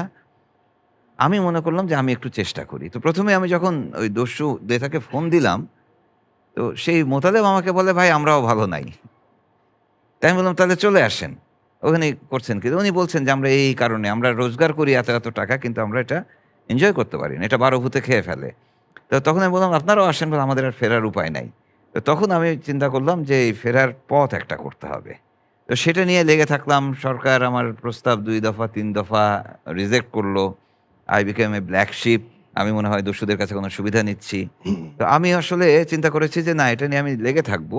একটা সময় আসবে যখন আমার পক্ষে সবকিছু কাজ করবে। এই করতে, করতে আসলে ৬ বছরের মাথায় এসে সরকার রাজি হলো যে না, এদেরকে একটা বিকল্প পথ, মানে এই বন্দুকযুদ্ধ এটা সেটা এইভাবে এরকম দুর্গম জায়গায় সমাধান টানা যাবে না। তো তখন আসলে শুরু করলাম। আর এই যে পুরো সময়টা আমি তাদের সাথে সম্পর্ক মেইনটেইন করেছি। যিনি দস্যু নেতা দেখা যাচ্ছে তিনি কার কথা শোনেন? হয়তো মায়ের কথা শোনেন, অথবা তার স্ত্রীর কথা শোনেন, তার মেয়েটার কথা শোনেন, অথবা তার ২য় স্ত্রীর কথা শোনেন। একজনের দেখা যাচ্ছে ৪টা ৫টা স্ত্রী, ৫ জন স্ত্রী আছেন। এদের মধ্যে দেখা যাচ্ছে সবচেয়ে ছোট জনের কথা উনি বেশি শোনেন। আমি এই খোঁজ খবর নিয়ে তার সাথে যোগাযোগ করতাম। তারপরে তাদের বাসায় গিয়ে বাচ্চাদেরকে একটু চকলেট দিয়ে আসা। এইভাবে কাজ করতাম এবং ওদের কাছ থেকে কোনো সুবিধা নিতাম না। এই দুটো জিনিসই আসলে মূলত আমাকে তাদের কাছে বিশ্বস্ত করেছে। এবং আমি আইনশৃঙ্খলা বাহিনীর কথা তাদেরকে বলতাম না, তাদের কথা আইনশৃঙ্খলা বাহিনীকে বলতাম না। আসলে পুরো কাজটা আমি একজন ব্যক্তি হিসেবে করেছি। তবে যেহেতু আমি সাংবাদিকতা করতাম, সেই সাংবাদিকতার তো অনেক পাওয়ার, না? আমি তো পাওয়ার খুঁজে পাইনি। বাট আমি এইটুকু পেয়েছি যে না, একজন সাংবাদিক হিসেবে আমার অনেক জায়গায় অ্যাক্সেস আছে। সেটাকে আমি এই কাজে ব্যবহার করি এবং আমি পুরোপুরিভাবে ৯ টা বছর ধরতে পারেন এটা নিয়েই আমি পড়েছিলাম। এখনো আমি ওখানে যাওয়া আসা করি, কারণ দস্যুতা চলে গিয়েছিল। আবার কিছু দস্যুরা ফিরেছে। কিন্তু তার চেয়ে বড় কথা হচ্ছে সেই মহাজনরা কিন্তু এখনো রয়ে গেছে। যারা এই জেলেদেরকে ঘিরে একটা রাজ্য তৈরি করেছে, ভয়ের রাজ্য। ব্যবসাটা হচ্ছে ভয়ের। আমি সেই ভয় কাটানোর চেষ্টা করছি। এই ৯ বছরের মধ্যে বা জলদস্যুদেরকে আত্মসমর্পণ করাবেন আপনি। এই যে লম্বা প্রসেস, জি। এই পাশেও টেনশন, এই পাশেও টেনশন এবং আপনার কথা কে বিশ্বাস করবে, কে করবে না, কে আপনাকে কিভাবে নিচ্ছে। কিন্তু এই ৯ বছরের মধ্যে ভাই পুরো প্রসেসের মধ্যে আপনার জন্য সবচেয়ে ভয়ানক অভিজ্ঞতা কোনটা ছিল? গোলাগুলির মধ্যে পড়েছি কয়েকবার। তো আচ্ছা। যখন গুলি হচ্ছে তখন আমার তো কিছু করার নেই। আমি গিয়ে কাদার মধ্যে কোনো একটা ভালো স্পেস দেখে শুয়ে পড়লাম আমার লোকজন সহ। এছাড়া তো কিছু করার নেই। গোলাগুলি থামলো, কোনো এক পক্ষ জিতবে। কাদের সচরাচর মধ্যে গোলাগুলি? হ্যাঁ? কাদের মধ্যে গোলাগুলি? বনদস্যু এবং আইনশৃঙ্খলা বাহিনী, কোস্ট গার্ড কিংবা এরকম। ঠিক আছে? তো এরকম একটা তো গোলাগুলিতে পড়েছিলাম, প্রায় ৪০-৪৫ মিনিট গোলাগুলি হলো। আচ্ছা, আমি জাস্ট শুয়ে থাকলাম কাদার মধ্যে চিত হয়ে। আচ্ছা। এখন আমরা তো দৌড়ায় পালাতে পারবো না। আর গুলি হচ্ছে তো ম্যান হাইটে। ঠিক আছে না? তো কাজেই আমি আমার কলিগ যারা ছিলেন তাদেরকে নিয়ে আমি আমার ওখানে সাতক্ষীরার আমার কলিগ ছিলেন রাজীব, আর ভিডিওগ্রাফার ছিলেন বাইজুল ইসলাম পলিন। তো আমরা দেখলাম যে আমার এক কলিগ ভয় পেয়েছেন। তো তার আমি হাতটা ধরে থাকলাম। আর পলিন বেশ ফুরফুরে মেজাজে আছে। বলল আমাকে থাম্বস দেখায় যে, "ভাই অসুবিধা নাই, আছি।" তো তো আমরা ওই শুয়ে পড়লাম কাদার মধ্যে এবং এই ৪০-৪৫ মিনিট ২ পক্ষ গোলাগুলি হলো। আমরা দেখছি গাছের ভিতর দিয়ে, পাতার ভিতর দিয়ে গুলি যাচ্ছে। এরপরে যখন দেখলাম যে স্পিড বোট বের হয়ে গেল কোস্ট গার্ডের, তখন আমাকে ডাকছে দূর থেকে এবং সুন্দরবনে ডাকার একটা সিস্টেম আছে, কুই দেওয়া। আচ্ছা। হ্যাঁ, ওই কুই দিয়ে কুই দিচ্ছে। তখন আমরা তো কুই দিতে পারি না। আবার দিকও খুঁজে পাচ্ছি না। তো কাজেই ওই গোলাগুলির সময় যতটা না বিপদে ছিলাম, তার চেয়ে বেশি বিপদে ছিলাম আবার রিইউনাইট হওয়ার যে জায়গাটা। তো যাই হোক, সেটা একটা বিরাট অভিজ্ঞতা গেছে। এর বাইরে হয়তো অনেক বিপদ-আপদ গেছে আমার। আমি হয়তো বেঁচে গেছি, টের পাইনি। এবং একটা মানুষ কতটা সাহসী হলে গোলাগুলির একটা গল্প এমনভাবে বলতেছে যে কয়েকটা ফ্রেন্ড মিলে চিল করতেছিল সুন্দরবনে এভাবে শুয়ে আছে না? মানে কি একটা অবস্থা। আমি আ মহসিনুল হাকিম ভাইয়ের কাছে আবার আসবো, বাট তার আগে যাবো সুমন ভাইয়ের কাছে। যে সুমন ভাই, আপনি অনেক জায়গায় ঘুরে বেরিয়েছেন এবং আপনার ভিডিওগুলা যখন আমরা দেখি আমার মনে হয় যে আমরাও আপনার সাথে ঘুরে বেড়াচ্ছি এবং খুবই ইমোশনস থাকে। আপনি কোথায় থাকছেন থেকে শুরু করে কখন আপনার কষ্ট হচ্ছে, কোন জায়গাটা ভালো লাগলো না, বা কোন জায়গাটা আপনি আপনার শান্তিমতো দেখাতে পারলেন না, সবকিছুই আপনি বলেন। এবং আপনার ঘোরাঘুরির কোনো শেষ নাই। আ বিশ্বের বলা যায় এমন কোনো প্রান্ত নাই যেখানে আপনি ঘুরে বেড়ান নাই। কিন্তু আম কোন জায়গাটায় যেতে পেরে মনে হয়েছে যে আজকে আমি বড় কিছু একটা অ্যাচিভ করলাম বা খুব হ্যাপি একটা মোমেন্ট এক্সপেরিয়েন্স করলাম? তিব্বত। তিব্বত। কেন? এই প্রশ্নটা তো হ্যাঁ, আসবে, তাই না? অবশ্যই। ছোটবেলা থেকেই তিব্বতের গল্প শুনতাম। যে বরফে ঢাকা একটা রাজ্য, দুনিয়া থেকে বলা যায় বিচ্ছিন্ন। দুর্গমতার কারণেই কিন্তু এটাকে বলা হয়ে থাকে একটা মানুষের কাছে একটা বিরাট আগ্রহের বস্তু। আর এটা একটা নিষিদ্ধ দেশ বলা হয়। তিব্বতের লাসা শহরকে নিষিদ্ধ শহর বলা হয়। যখন থেকে আমি ঘোরাঘুরি শুরু করলাম, টুকটাক ভারত যাচ্ছি বা এই দেশ সেই দেশ, তারও আগে থেকে আমার মনের ভিতর জমেছিল, ইস যদি কখনো তিব্বতে যেতে পারতাম। কিন্তু যখনই দেখি যে তিব্বতে কিভাবে যাওয়া যায়, তখনই দেখি যে না, সাধারণ পর্যটকরা সেখানে যেতে পারে না, সেখানে যাওয়া খুব কঠিন, যাওয়া যায় না। এটা একটা মিথ আমার মধ্যে ঢুকেছিল যে আমি জানি এখানে যাওয়া যায় না। আমি যখন অরুণাচলে গেলাম, এটাও আমার খুব সুন্দর একটা জায়গা। ভারতের স্বরাষ্ট্র মন্ত্রণালয় থেকে পারমিশন নিতে হয় অরুণাচলে যাওয়ার জন্য বাংলাদেশি নাগরিকদের জন্য। আমি গুয়াহাটিতে ৪ দিন বসে থেকে অনেক চেষ্টা করে, এর জন্য আমার ভ্রমণসঙ্গী যে নিলয়, ওর এফোর্টটা ছিল দুর্দান্ত। ওর কারণেই পারমিটটা পেয়েছিলাম। তো অরুণাচলের যে আমরা তাওয়াংয়ে গিয়েছিলাম, তাওয়াংয়ের সাথেই এবং অরুণাচলের সাথেই তিব্বতটা খুব লাগোয়া, একেবারে সীমান্ত।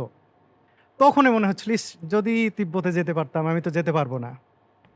কিন্তু খুব চেষ্টার পরে এই নিলয়ের কথা বললাম, নিলয় কিন্তু কিভাবে যাওয়া যায় ওকে বললাম যে তুমি ম্যানেজ করো, দেখো তো কোনোভাবে তিব্বতে যাওয়া যায় কিনা। ও আমাকে বললো, ভাই যাওয়া যাবে। ইন্ডিয়ান এক ইউটিউবার তিনি আমাকে বললেন যে যাওয়া তো যায়, এখন বাংলাদেশি পাসপোর্টে যাওয়া যাবে। আমার বিশ্বাস হচ্ছিল না, কিন্তু ঠিক যেই মুহূর্তে আমি লাসায় গেলাম ট্রেনে করে, ওয়ার্ল্ড হাইস্ট রেলওয়ে দিয়ে, যেটার একটা রেল স্টেশনের হাইট হচ্ছে 5200 মিটার উচ্চতায়। এই রেল স্টেশন তৈরির ইতিহাসটাও দুর্দান্ত এবং বহু প্রাণহানি এবং খরচ করা, এবং তিব্বতের সেই মালভূমি, পৃথিবীর ছাদের উপরে রেল লাইন।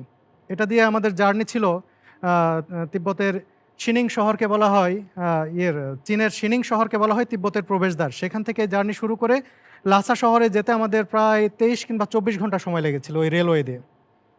সেই সময় যেতে শ্বাসকষ্ট হয় অনেক। যাচ্ছি আর ভাবছি, যখন এই ট্রেনে উঠবো তখন ভাবছিলাম যে আমাদের মনে হয় উঠতে দেবে না, বাংলাদেশি পাসপোর্ট দেখে মনে হয় ব্যাক করে দেবে। যদিও আমাদের কিন্তু তিব্বতের পারমিট নেওয়া হয়ে গেছে যে আমরা যেতে পারবো। পৌঁছালাম লাসা। যখন রেল স্টেশন থেকে বের হবো শেষ ধাপ, সেখানেও পাসপোর্ট স্ক্যান করতে হয়, পারমিট দেখাতে হয়। সেই সময় আমার মনে হচ্ছিল এই গেটটা পার হতে মনে হয় আমাকে দেবে না। ঠিক যখন আমি তিব্বতের মাটিতে রেল স্টেশন পার হয়ে লাসার প্রবেশ করলাম, তিব্বতের মাটিতে পা রাখলাম, সেই অনুভূতিটা আসলে আমি কখনোই ভুলবো না। আমার কাছে মনে হচ্ছিল যে এটা একটা বিরাট, আমার জন্য একটা বিরাট মুহূর্ত যে আমি তিব্বতে আসতে পেরেছি। কারণ সেই মুহূর্ত পর্যন্ত আমার জানা মতে বাংলাদেশি কে কয়জন এর আগে গিয়েছেন আমি জানি না, তবে একজন বাংলা ভাষাভাষী কন্টেন্ট ক্রিয়েটর হিসেবে আমিই প্রথম তিব্বতে প্রবেশ করেছি, এবং তিব্বতের ইতিহাস, ঐতিহ্য আমি খুব আগ্রহ নিয়ে এগুলো ধারণ করেছি এবং আমার দর্শকদের দেখানোর চেষ্টা করেছি, সামনেও দেখাবো। সমান ভাইয়ের কাছে যাবো যে জি। যখন আমরা এসএস ফুড চ্যালেঞ্জ এই পেজটা থেকে বা চ্যানেল থেকে ভিডিওগুলো দেখি, আমার সবচেয়ে বেশি যেটা মনে হয় যে এত গেমের আইডিয়া কোত্থেকে আসতেছে। কারণ এক এক দিন এক একটা গেম, এবং গেম খালি চেঞ্জ হইতেও থাকে। যেমন এমন না যে আমরা একটা গেম দেখলাম, ওই গেমটাই বাংলাদেশের বিভিন্ন প্রান্তে গিয়ে খেলা হচ্ছে। আমরা দেখতেছি যে প্রতিদিন নতুন একটা জায়গা, নতুন একটা গেম, নতুন একটা স্টাইল, বাট প্রবাবলি ফিলসফিটা সেম, যে একটা গেম মানুষ খেলছে এবং তারা উপহার হিসেবে আসলে যে জিনিসগুলো পাচ্ছে সেটা আসলে তাদের খুবই নিত্য প্রয়োজনীয় জিনিস এবং দরকার। কিন্তু এই যে এত রকমের গেমের আইডিয়া, এবং এখানে আমরা উদ্ভট সব ইকুইপমেন্টস দেখতে পাই, বিশাল বিশাল চাকা দেখতে পাই, ফুটবল খেলা যে এতভাবে খেলা যায় এটা মনে হয় দুনিয়ার আর কেউ দেখে নাই।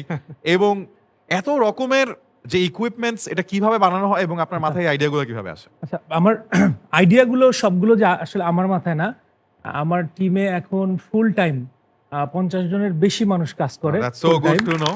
এবং আরো প্রায় 20-30 জন আছে যারা খেলার সেট আপে ডেইলি বেসিস থাকে না, যে তারা হয়তো মাটি কাটা বা যেগুলো পরিশ্রমের কাজগুলো করতেছে, এইরকম আরো 20-30 জন মানুষ কাজ করে। এবং আমাদের যে ইকোসিস্টেম, টোটাল ফাইন্যান্সিয়াল সিস্টেমের সাথে এখন প্রায় 100 জনের যে বেশি জড়িত, যারা আমাদের এই রেভিনিউ আর্নিং থেকে তারাও বেনিফিটেড এবং তারাও আর্থসামাজিকভাবে উন্নয়ন করছে। আর আমার এই টিম গেম ডেভেলপমেন্টের জন্য 4টা টিম কাজ করে।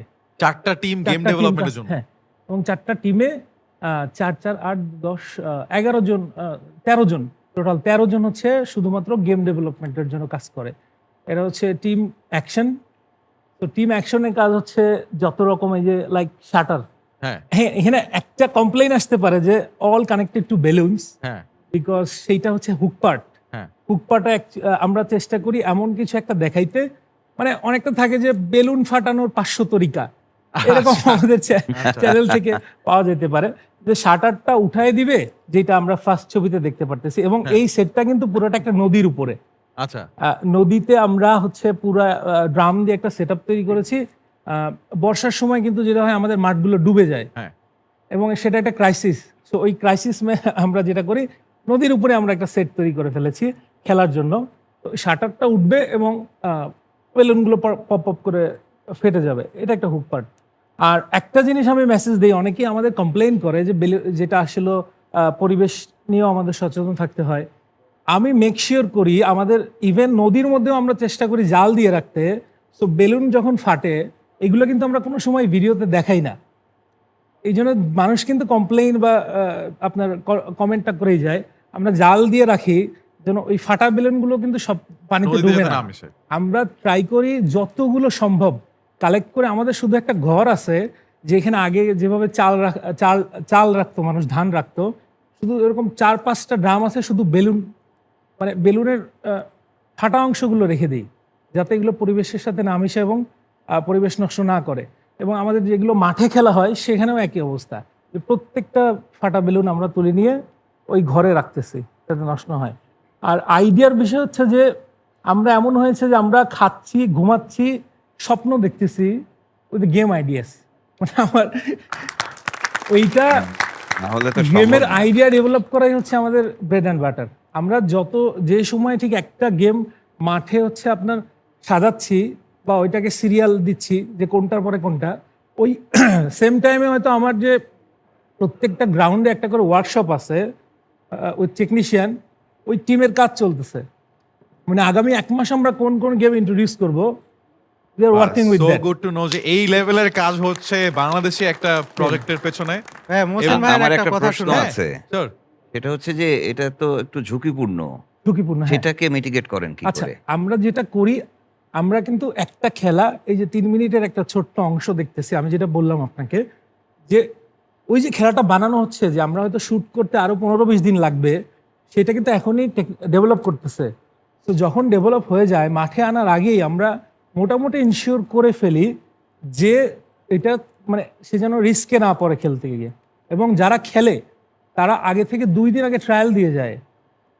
মানে তারা বুঝতে পেরেছি। শুধুমাত্র ট্রায়াল দেওয়ার জন্য কোনো কিছু বেনিফিট পাচ্ছে। আমাদের 15 থেকে 20 জন প্লেয়ার আছে এমন, যারা শুধুমাত্র খেলার মাধ্যমে মাসে 20 থেকে 25,000 টাকার পণ্য সামগ্রী পাচ্ছে। এবং কারণ এই ধরনের খেলাগুলো সবাই খেলতে পারে না, এখানে ফিটনেস এবং Fitness এর রানিং এর ব্যাপার একটা আছে, বিষয় হ্যাঁ। আছে। বাহ। আমি যেটা বলছিলাম, এবং তার জি, এখানে জি, আসার পর মোহসিন ভাই একটা কথা বলছিলেন, সেটা কানেক্ট করতেছে। জি। ওনার যে ভলিউম, ম্যান পাওয়ার, ইনভলভমেন্ট আর বিশাল কর্মযজ্ঞ, এটা দেখে মোহসিন ভাই বলছে আমরা তো কুটির শিল্প। তো কুটির না, শিল্প। কুটির শিল্প। না, ইনফ্যাক্ট আমিও আমারও অনেক তাই মনে inspired হয়েছে। হয়েছিলাম, কারণ এই যে ভাইয়া যখন গেম ডেভেলপমেন্টের কথা বললো, হ্যাঁ। আমি যখন একটা এপিসোড করি আমার কাছে মনে হয় যে এই এপিসোডটা কিভাবে ডিজাইন করলে ভালো হয়, কিভাবে করলে আমরা আরো এন্টারটেইনিং একটা এপিসোড করতে পারবো। কিন্তু আসলে যে এটা কতটা বড় স্কেলে করা পসিবল, কতটা ডিটেল ওয়েতে করা পসিবল, Huge. আপনার স্টোরিটা শুনে আসলে আজকে আমরা ইন্সপায়ার্ড ভাইয়া। সো থ্যাংক ইউ সো অবশ্যই। Much for doing what you do and you are really inspiring at your job. এবং এই কারণে আমরা ভাইয়ের আইডিয়াটা এখন নিব। সো আমরা এখন গেস দ্য স্টার খেলবো।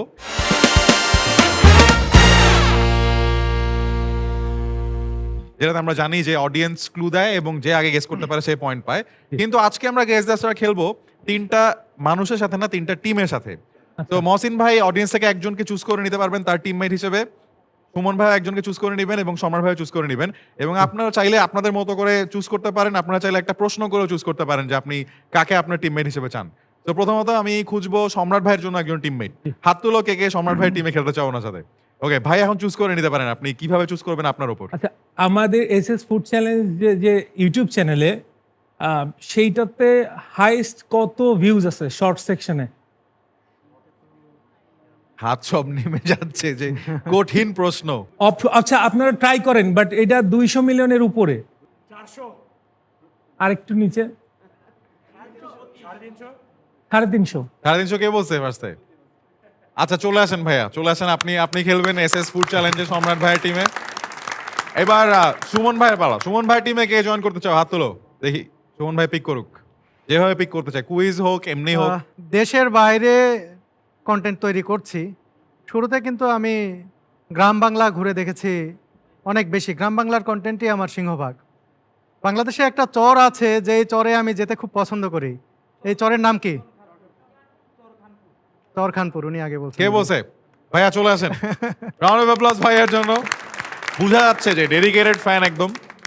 আর এবার মহসিন ভাইয়ের পালা। মহসিন ভাইয়ের সাথে কে খেলতে চাও বলো, হাত তোলো। মহসিন ভাই টিম। ওরে বাপ রে। সম্প্রতি এই মানে ইদানিং কালের ভিডিও তো দেখেছেন, হ্যাঁ, তো কুট্টি কাকু নামের একজনকে নতুন করে নাম দেয়া হয়েছে, কে বলতে পারবেন?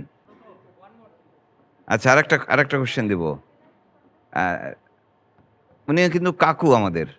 হ্যাঁ হ্যাঁ, এই শহীদুল ভাই কে বলছেন? চলে আসেন, চলে আসেন। Round of applause. না একই সময় আমি একটু পক্ষ নেই। হ্যাঁ। আপু আসেন, আপু প্রায় একই সময় বলেছেন। তাই তাহলে তাহলে আপু আসেন, আপু আসেন, জয়ী। আসেন, ঠিক আছে, চলে আসেন, চলে আমি আসেন। আমি একটু পক্ষ নিলাম।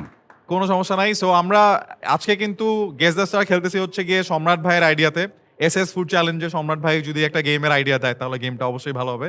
তো রুল সিম্পল থাকবে, টিমের যে কোনো একজন বললেই হবে, তাহলে ওই টিম 1 পয়েন্ট পাবে। সো আমরা 3জনকে স্টেজে নিয়ে আসি। Audience ready? আমরা খেলছি গেস দ্য স্টার এবং গেস দ্য স্টারে আজকে আমাদের 3জন গেস্টের সাথে উপস্থিত তাদের 3জন টিমমেট, যাদেরকে আমরা পিক করেছি আমাদের অডিয়েন্স থেকে। তারা তাদের ফেভারিট ক্রিয়েটরের সম্পর্কে একটি কঠিন প্রশ্নের উত্তর দিয়ে টিম হওয়ার সুযোগ পেয়েছেন। দেখা যাক কোন টিম জয়ী হয়। প্রথম পিকচার অন স্ক্রিন। হাতুলো কে কাকে দিব আচ্ছা হাতুল দেখি কে কঠিন ক্লু দিতে পারবা। আচ্ছা চশমা পরা ভাইয়ের কাছে যাই। উনি একজন আমাদের বাংলাদেশের মধ্যেই আমি একটা ক্লু দেই, উনিও সুন্দরবন নিয়ে অনেক কিছু করছে। হ্যাঁ হ্যাঁ ওনার কাজগুলা ওই রকমই, উনি ওইভাবে বেছে কাজগুলা করে। হয় নাই এটা উনি আসলে সুন্দরবনের মানুষ না, বাট তাও সুন্দরবন নিয়ে দুইটা জিনিস করে ফেলছে। হ্যাঁ উনি অনেক জঙ্গলি। হয়ে গেল তো। সিয়াম।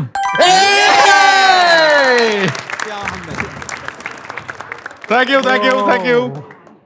First point goes to team SS Food Challenge সম্রাট ভাইয়ের টিম। Yes, আমি কিন্তু খুবই ভালো ক্লু দিছি। তাই না? সুন্দরবনে হ্যাঁ। বাঘও হ্যাঁ, কারণ উনি দুইটা সিনেমা বানাইছে, অপারেশন সুন্দরবন, অ্যাডভেঞ্চারও সুন্দরবন, আবার আরেকটা সিনেমার নাম জঙ্গলি। তো সুন্দরবনে বাঘ ছাড়াও সিয়াম আহমেদ থাকে। Yes, next picture on screen.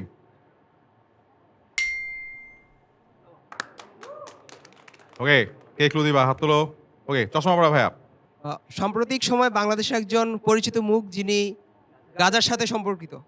Shahidul Haque. Hey! Mohsin ভাইয়ের টিম 1 পয়েন্ট। সুমন ভাই, হাই। শেষ। আপনি এবং আপনার পাশে যে ভাইয়া দুইজনই কেমন জানি একইভাবে হাসতেছেন, কিন্তু দুইজনের মনে অনেক দুঃখ, তাই না? হ্যাঁ, না হবে সমস্যা নাই, আরো 3টা রাউন্ড আছে। Let's have the next picture on screen. And massive respect to আমাদের সবার প্রিয় Shahidul Alam for doing what you do. Thank you so much. Next picture. হাত তুলো।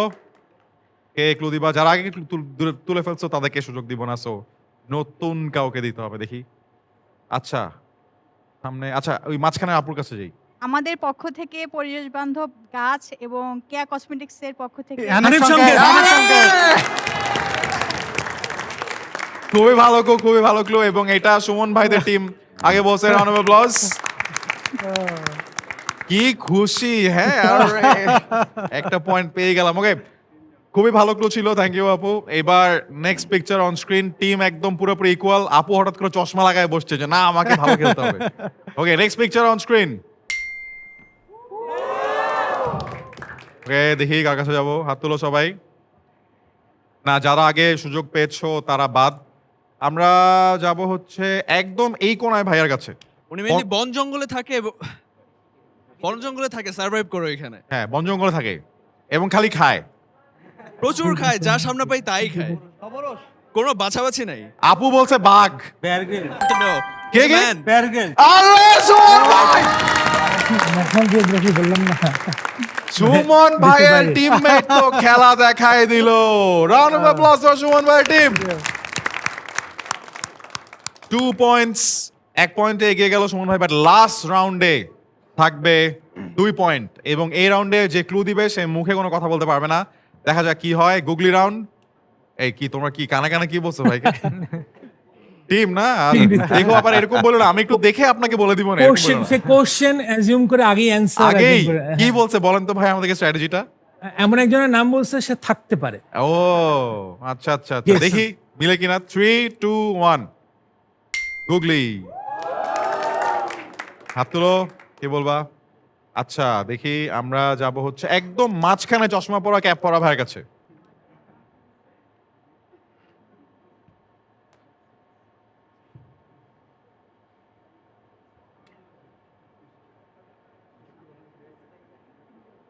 ভালোই অভিনয় হচ্ছে কিন্তু। চালাও।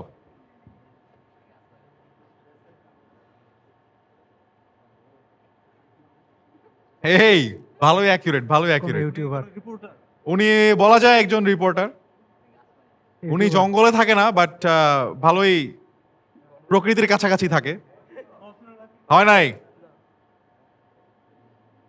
এবং হাতে মাইকটা খেয়াল করতে হবে কিভাবে ধরছেন। সিরাজ। এক্সেলেন্ট। মহসিনুল হাকিম ভাই গেটস 2 পয়েন্টস। ভাইয়ার আগে ছিল 1 পয়েন্ট, এবার 2 পয়েন্ট পেয়ে 3 পয়েন্ট হয়ে গেল। সুমন ভাইয়ের ছিল 2 পয়েন্ট। এবং এসএস ফুড চ্যালেঞ্জ টিমের ছিল 1 পয়েন্ট। তো আমাদের আজকের উইনার ইজ মহসিন ভাই এবং আপু। Thank you, জোরে thank you, একটা তালি আপু। হয়ে যাক। Thank you. না আপনি লাক নিয়ে এসছেন আমার হ্যাঁ, জন্য, উইনিং লাক। আপু লাক থ্যাংক ইউ। নিয়ে আসছে, যদিও কোনো কন্ট্রিবিউশন গেমের মধ্যে না, বাট আপু না আমি আসলে সাহস পেয়েছি। না না অবশ্যই এটা আমরা এটা অবশ্যই এগ্রি করি। বাট আপু আপনাকেও কনগ্রাচুলেশনস। হ্যাঁ, আমরা উইনিং টিম। না না কেন খারাপ, আপনি জিতে গেছেন। হ্যাঁ হ্যাঁ না না আমরা তো ভাই, টিম। আপনারা আমরা একজন টিম। team, ইয়েস, হ্যাঁ। মহসিন হকিম ভাই যেটা বলছে, আপনারা টিম হিসেবে জিতছেন।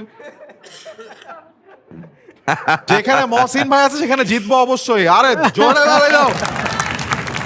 তবে আমরা দুইটা কাজ করব। প্রথমত আমরা একটা গিফট বা একটা এক্সট্রা স্পেশাল ক্লু অ্যাওয়ার্ড দিতে চাই সবচেয়ে ক্রিয়েটিভ ক্লুটার জন্য। কার ক্লুটা সবচেয়ে ভালো ছিল? আমারটা, হ্যাঁ আমারটা বাদে আপুরটা মনে হয় না। ওকে আপু, কনগ্রাচুলেশনস, আপনি পাচ্ছেন স্কিডোর পক্ষ থেকে extra special clue award winner. এবং আমাদের স্টেজের 3 জন টিমমেটের জন্যই থাকবে স্কিডোর পক্ষ থেকে গিফট। সো আমরা একটু এগুলা 3টা নিয়ে আসি gifts. Thank you so much, সবাই জোরে গেলারি দেই ফর এভরিওয়ান। সো আমি চাইবো যে আমাদের টিম লিডাররা তাদের টিমমেটদেরকে গিফটগুলো তুলে দিক। সো সম্রাট ভাই তার টিমমেটের জন্য, সুমন ভাই তার টিমমেটের জন্য এবং মহসিন ভাই তার টিমের জন্য, সবাই জোরে একটা তালি দেই। Thank you. আপনি তো ওই প্রশ্নের উত্তর দিতে পেরেছেন। Thank you. Thank you so much. Thank you to all the wonderful teammates. যে বলছিলাম যে এসএস ফুড চ্যালেঞ্জে সম্রাট ভাইয়ের মাথা থেকে যদি একটা গেমের আইডিয়া আসে, গেমটা তো ভালো হইতেই হবে। তো সম্রাট ভাইয়ের জন্য জোরে একটা তালি দাও। এইভাবে আমরা কখনো গেস আর খেলি নাই। আমরা এখন যেটা করবো, আমরা প্রথমেই একটা ভিডিও দেখবো। এই ভিডিওটা এসএস ফুড চ্যালেঞ্জকে নিয়েই, কিন্তু এসএস ফুড চ্যালেঞ্জের খুবই ডিফারেন্ট একটা বিষয়কে নিয়ে। সো আমরা একটু সবাই অন স্ক্রিন ভিডিওটা দেখি।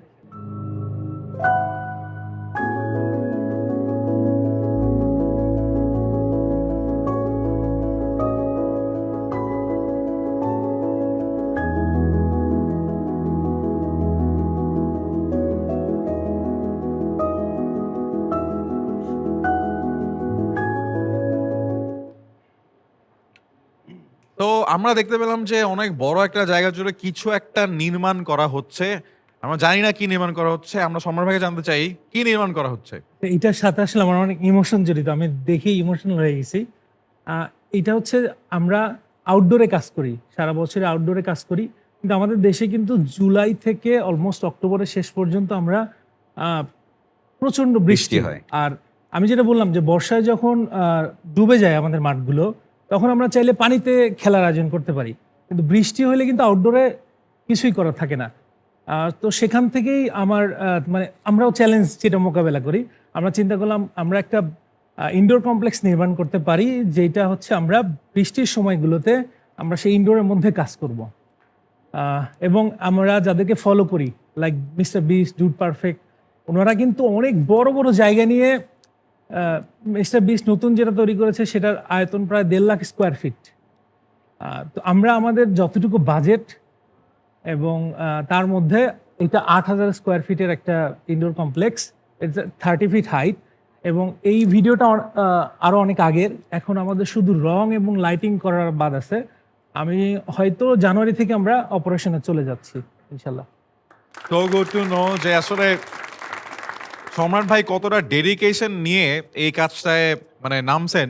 এই ধরনের ইমোশন আমরা মানুষের চোখে মুখে দেখি যখন তারা নিজের জন্য একটা বাড়ি বানায়, যে আমি একটা বাড়ি বানাচ্ছি 2 তলা 3 তলা 4 তলা। কিন্তু সম্রাট ভাই তার এই প্রজেক্টটা এসএস ফুড চ্যালেঞ্জ, এই ভিডিওগুলো দেখে আমরা এন্টারটেইন হই, সেইটাকে নেক্সট লেভেলে নিয়ে যে আসলে এতটা ইমোশনাল এবং এতটা স্পেশাল এই জিনিসটার কাছে। তো এটা থেকে আসলে বোঝা যায় যে যখন আমরা কোনো কিছু নিয়ে এত প্যাশনেট লেভেলে নামি, তখন ওইটাতে আসলে খুবই বড় একটা ডিফারেন্স মেক মানে করা পসিবল। এইটা আমার জন্য এত বড় চ্যালেঞ্জ ছিল।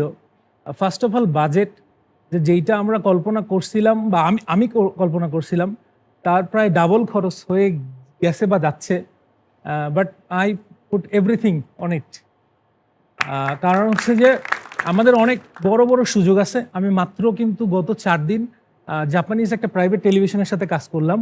ওনারা বাংলাদেশে এসে ওনাদের একটা প্র্যাঙ্ক শো এর সাথে আমাদের কোলাবোরেশন করছে। এটা হচ্ছে টেলিভিশনের জন্য। তো 4 দিন ওনারা ছিল। 4 দিন আমরা হিউজ লেভেলের মানে কাজ, স্ট্রেস, ওনাদের কাছ থেকে শেখা। ওনাদের 4টা ট্যালেন্ট আর্টিস্ট আসছিলেন। ওনারা 3টা ভাবে আমাদের খেলা বা আমাদের যতটুকু রিসোর্স আছে সেটার সাথে ওনাদের প্র্যাঙ্ক শোটাকে কানেক্ট করছে এবং ওনারা চলে গেছে এবং ডিরেক্টর যখন যাচ্ছিলেন তখন উনি বললেন যে এইটা অনেকটা মানে একটা ফিল্ম করা যাবে এখানে। তো ওনার যারা কানেক্টেড আছে you will let them know যে তারা চাইলে আমাদের এই এটা আমাদের কত যে বড় হিউজ একটা স্পেস আছে ব্যাপার আমাদের সবার জন্য। সো আমরা জোরে একটা অ্যাপ্রিসিয়েশন বিকজ নট জাস্ট একটা মানে বাংলাদেশি কোনো কোলাবোরেশন বা একজনের সাথে একজনের কোলাবোরেশন, জাপান থেকে একটা টিম আসলো। এটা আমাদের second Just- time collaboration. Right, এবং- ফেব্রুয়ারিতে ফার্স্ট টাইম ওনারা একদিনের জন্য একটা করে গেছে একটা প্রোগ্রামের জন্য এবং ওইটার থ্রুতেই এটা 4 দিনের কোলাবোরেশন ছিল এবং এটা ওদের অনেক মানে জনপ্রিয় একটা প্র্যাঙ্ক শো যেটা 12 বছর ধরে চলতেছে। So good to know that. এবং যতটাই আমরা শুনছি ততটাই মনে হচ্ছে যে আমরা আসলে কিছুই করি না, আমাদের আরো অনেক ভালো মতো কাজ করা উচিত।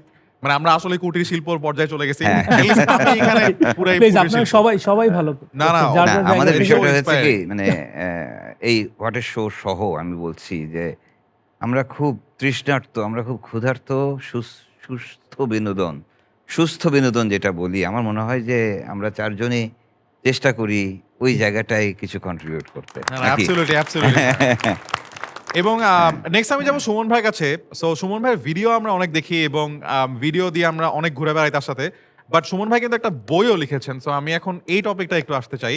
তো সুমন ভাই, আপনার বইটা সম্পর্কে জানতে চাই, কেন বই লেখা এবং এই বইটাতে আসলে আমরা কি কি পাবো? আমি কিন্তু সাংবাদিক, কিন্তু আজকের যে কন্টেন্ট ক্রিয়েটর ইউটিউবার যাই বলি, এগুলো কোনো কিছুই আমি হতে চাইনি। আমার ছোটবেলা থেকে স্বপ্ন ছিল আমি লেখক হব। বাহ।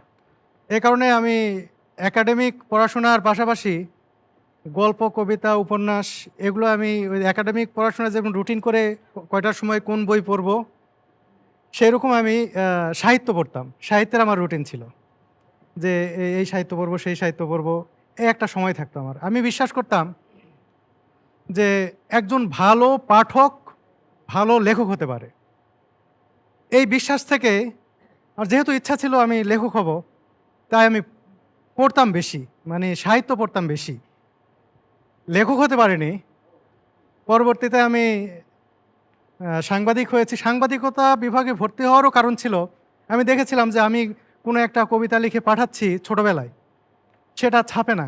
পরে শুনলাম যে সাংবাদিকদেরগুলো বেশি ছাপায়। হ্যাঁ, আবার সাংবাদিকতা এবং এই সাহিত্য এবং সাংবাদিকতার মধ্যে একটা হ্যাঁ, আছে। সম্পর্ক আছে। যোগাযোগ আছে। সেই জায়গা থেকে আমি চিন্তা করে আমি সাংবাদিকতায় পড়াশোনা করব। আমি সাংবাদিকতায় ভর্তি হই। ভর্তি হওয়ার পরে হ্যাঁ, আমি যখন পত্রিকায় কাজ করি তখনও লেখালেখি ভালোই চলে। যখন টিভিতে ঢুকলাম তখন আমার সাংবাদিকতা নাই হয়ে গেল। লেখালেখি নাই হয়ে গেল। সরি, হ্যাঁ। যখন টিভিতে ঢুকলাম তখন আমার সাহিত্য চর্চা প্লাস সাহিত্য সংক্রান্ত লেখালেখি নেই হয়ে গেল। এর আগে 2008 সালে আমার শেষ কবিতার বই বের হয়, না প্রেম না দ্রোহ। যখন আমি 2008 সালের পরে 9-এর আগে কিছুটা যখন দেশ টিভিতে আমি জয়েন করলাম, তখনও তারা ট্রায়ালে আছে, মানে শুরু থেকেই। তারপর থেকে আমার লেখালেখি শেষ। পরবর্তীতে তো আমি সাংবাদিকতায় পুরোপুরি চলে গেলাম।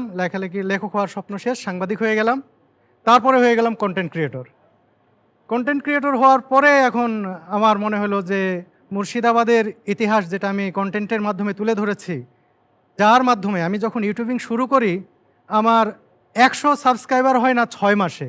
এই ভিডিও দুই, সেই ভিডিও দুই, কোনো ভিডিওই ভিউ হয় না, হতাশা কাজ করে। কিন্তু আমি যখন মুর্শিদাবাদের ভিডিও, মির্জাফরের বংশধরদের নিয়ে কাজ করলাম যে তারা কেমন আছে, সেই ভিডিও দেওয়ার পরে আমার একদিনে সাবস্ক্রাইবার হয়েছে সম্ভবত 68,000 একদিনে।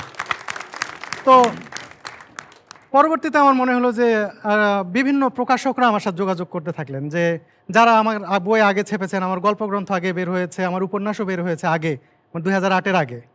তারা আবার যোগাযোগ শুরু করলেন, ভাই লেখেন, একটু ইতিহাস নিয়ে লেখেন।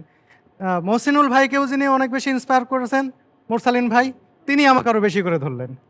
সেই জায়গা থেকে আমি এই মুর্শিদাবাদের যে ইতিহাস সেটাকে উপজীব্য করে নামটা এই খুব সুন্দর। ভাগীরথী থেকে বুড়িগঙ্গা, সেই ভাগীরথী নদীটা বয়ে গেছে মুর্শিদাবাদের উপর দিয়ে। এই নদীটা জানে সেই সিরাজউদ্দৌলার ইতিহাস কি ঘটেছিল সেই সময়ে, সেই আম্রকাননে পলাশির। ভাগীরথী যে এবং বাংলার ইতিহাস জানে, সেই ইতিহাসের স্রোতধারায় এখানে যে যখন সিরাজউদ্দৌলার পতন হলো, তার স্ত্রী, কন্যা, তার খালা, ওই যে ঘসেটি বেগম, তারা সহ তাদেরকে কিন্তু বন্দি করে রাখা হয়েছিল জিঞ্জিরা প্যালেসে, যে বুড়িগঙ্গার তীরে। তার মানে এই দুইটা ইতিহাস এই দুই নদী জানে। এই কারণে আমার বইয়ের নাম দিলাম ভাগীরথী থেকে বুড়িগঙ্গা। এই ওয়ান্ডারফুল ওয়ান্ডারফুল স্টোরি। এবং আমি এরপরে মহসিন ভাই কাছে যাবো। মহসিন ভাই, আপনার ভিডিও যারা অনেক রেগুলারলি দেখে তারা আসলে ভিডিও দেখতে দেখতেই মানে আপনার সুন্দরবনের পুরো লাইফটার সাথে খুবই ক্লোজলি অ্যাটাচড হয়ে যায়। যেমন আমার কাছে মনে হয় যে আমি বেলায়েত সর্দারকে অনেক দিন ধরে চিনি, এবং মানে মনে হয় যে উনি যদি একটু চিংড়ি মাছ রান্না করে খাওয়ায় ওটা খাইতে অনেক মজা লাগবে, চামচের বাড়ি। তাই না? হ্যাঁ, এবং যেই রকমেরই মানে যেই মাছই ধরা হোক না কেন ওইটার বেলায়েতেই রান্না, তাই না? মানে এটা আমরা কখনো টেস্ট করতে পারি নাই, কিন্তু আমার কাছে মনে হয় যে আপনার ভিডিও দেখতে দেখতেই অনেক মানুষ হয়তো বা এখন ওখানে গিয়ে ওনাকে খুঁজে।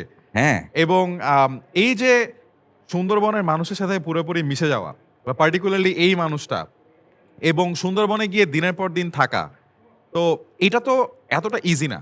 মানে বা নৌকায় থাকাটা তো আসলে খুবই কঠিন একটা ব্যাপার। বেলায়েত- ভিডিও তো দেখতে ভালো লাগতে পারে। বেলায়েত সর্দাররা থাকলে সেটা সম্ভব।